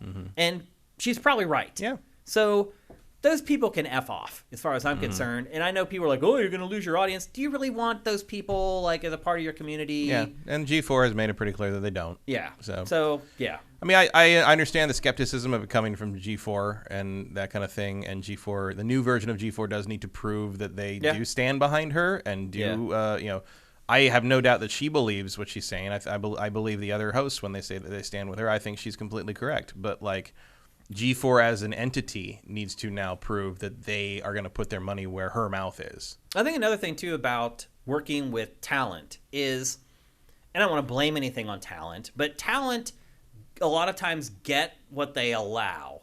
So we worked on X-Play with Morgan. The stuff that they did on Attack of the Show, I would never even consider bringing that up to Morgan. No. I would have never dreamed of going to her and being like, hey, will you lick this PSP? Or like any of the other hyper-sexualized stuff that they did on Attack of the Show. Because she laid the groundwork. Like, I knew her. I knew that there were things I would never suggest for her to do on camera. You just wouldn't. And I feel like some of the hosts on Attack of the Show were more open to those ideas, and therefore it just happened. Well, also the Attack of the Show is more top-down about it. There's like, do this or we'll find someone who will. That's true. That's true. We were more of like a family working on X-Play. Whereas with, like, you know, I know one of the more famous reviews that still pops up now and again is the X3 review with all the cock stuff, the alien race in that is called the cock. I vaguely remember that. I wrote a script that was just full of dick jokes. Like, Yeah. it's all, and Morgan was going to read it, and I remember going to her and saying, like, you don't have to say anything in this script if you don't want to. Yeah. Change it however you want, cut whatever line, whatever you want. And to her credit, she read the whole thing. I'm like, I didn't think you were going to do some of these. I put a couple things in there that I thought you would say no to, so for buffer zone. And she's like, no, it was all really funny. So I read, and that was how that worked. But, like, no, that was definitely it's also a product of the time. Like, it was just not a thing anybody talked about. Yep. And it worked out very, you know, there's a lot of women who worked at the old G4 who came out of it with a lot of bad stories and a lot of bad experiences and some legitimate trauma. And I understand that they are not pleased to see someone saying that on the new G4 and not feeling like that the company has made enough of an effort to prove that they're different than their previous incarnation. Like, that is a valid concern. I'm honestly not aware of any of the stuff that you're talking about. Maybe I left before it got to where people were. Well, a lot of the people in question were there after you, yeah. Yeah. Okay. We can only take one more because, again, we have so much more to get to on this stream before it's all said and done. Here's a good one from the best screen name, Sweet Cheeks Magoo. Have you ever had a reviewer not being able to finish a review because the game was too hard? What are the consequences? What do you do if you were assigned to review Elden Ring? Yes, I've had people miss deadline before. But most times when they miss deadline, I had a suspicion that they were going to miss deadline. Because either I, as an assigning editor, gave them too much and kind of knew that I had given them a little bit too much on their plate, or they had told me before that I'm not really good at these types of games, or I have a bunch of other assignments right now. It's going to be hard for me to fit it in.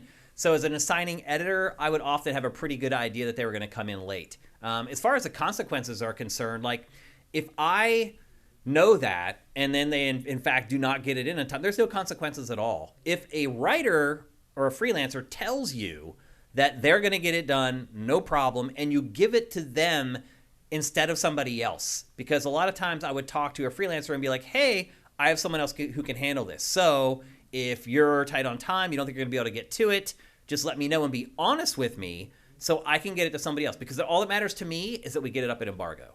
And if they would basically lie to me and be like, no, I'm good, and then deadline comes and they're like, I need another day or two, the repercussions would be that they would be lower on the totem pole generally to give assignments to. Because it would just be at that point, like, my ass is on the line to get the stuff done on deadline. With X-Play, it was really on the line because we had to create 3 episodes a week, and if my shit didn't come in, there was no content for episodes. It's all scheduled out like weeks in advance. So if you burn me, you're gonna take a drop down on the totem pole, and like maybe you don't get an assignment for a little while, and when you do get an assignment, it's not one of the big games that you used to handle for our publication. So, and it's not vindictive, it's just covering your butt as an assigning editor. Like, it's my butt in a sling if one of my guys don't come through. And so if I felt like I could not trust somebody anymore, I'd slide them down, and I'd slide up the person who told me they could hit the deadline, and they did. It's very simple. It's nothing personal. It's like you oversold how much time you had to get the project done. You couldn't get it done. Now I'm the one paying the price. So when that happens, you just don't trust that writer as much as you used to, and you act accordingly. Anything to add to that? Not really. I mean, that didn't happen much. Also, like, a lot of games didn't get finished when they got reviewed. Yeah. Like, which is not something I was thrilled about, but I did learn that over the course of a period of time where, like, people were, especially the big JRPGs, like the reviews would come back and they'd give us, often the reviewers would give us saves to like use to like capture footage, and I'm like, these saves are like 15 hours in, like they're not. And even if that stuff happened too, like when I was there, like they would also drop down the totem pole. Yeah. But I don't remember that happening too often when I was there, honestly. Like, because it was our policy that you had to finish the games. It definitely was not for a time. Yeah. And the one time I backed out of a review was Demon Souls. Yeah, I think you mentioned that before. Someone gave me Demon Souls, and I took it home for a day or two or something, and I went back and was like, I am not going to be able to finish this. I'm not going to get through this. Like, I can't. I don't know what I'm fucking doing. Yeah. So they gave it to a freelance. But again, that was one day later, 3 weeks from deadline. So it was different. It wasn't a problem in the end. Yep. It also, no one cared. That was the other thing. It was like, it's weird to think about it now, but like no one gave a shit when Demon Souls review aired. Right. And now they do. Now they go back would. and watch it. He's mentioning Elden Ring. The answer to that question is I would not accept an assignment to review Elden Ring. Yeah. I wouldn't do that. I wouldn't either. You'd have to pay me a lot of money. Yeah. And I did. I mean, like I've said before, the time if Dark Souls finally clicked with me was when I accepted. Adam actually asked me to review it for Rev 3. And he's like, you're the only one I trust with this. Yeah. And I'm like, I don't know why, because I don't know what I'm doing. Play it either. But I did take it on for him. So, and like, I remember there were a couple times like in that game where I'm just like, I'm never gonna get there. How am I gonna do this? Yeah. But I played that I played it all day for like a week and a half. Like I just went, it's all I did. That's what you do. You just buckle down and you grind. And I think I got paid like $125. You get it done. Nothing. You have to stay up overnight. You do it. Yeah. That's just what you do.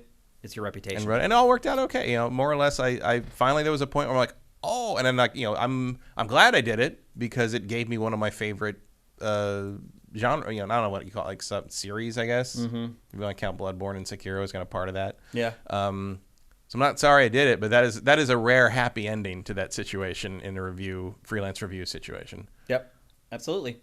Okay, that's going to do it for GameFace episode 285. Again, don't forget, if you watch the archive tomorrow, we'll have a whole extra section in this show covering Rainbow Six Extraction. Thanks to everybody who hung out on the stream. Make sure you stick around because we're going to do our sifted video game fantasy draft for 2022 right after. We're going to have about a 5-minute break. Matt and I are going to hit the bathroom, maybe get a drink, but the stream is going to stay up.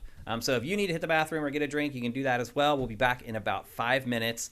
If you're watching this show on YouTube or you're listening to it on any of the podcast services, because it is on all of them, and you'd like to help us out, please head to patreon.com/sifted. You can pledge as much or as little as you want. Every dollar matters to us. We really, really care about it. You're not just a number to us. And if you can't help us financially, you can always just subscribe with Twitch Prime to our Twitch channel. If you're watching on YouTube, that is down in the description. We could really use all your help. Again, our Patreon is the lowest it's ever been. It's down to like $3,700 right now. It's insane. But we're trying to survive here. So every dollar makes a big difference for us, and we would really appreciate it. Literally, if you can just give us $1 a month, if enough people do that, it could actually make a nice little bump in our revenue, and we'd really appreciate it. So again, stream's going down for about 5 minutes. So stream's staying up for 5 minutes, but we'll be gone for 5 minutes. So hang around for our Sifted Video Game Fantasy League draft. We'll see you in 5 minutes. GameFace is up and out.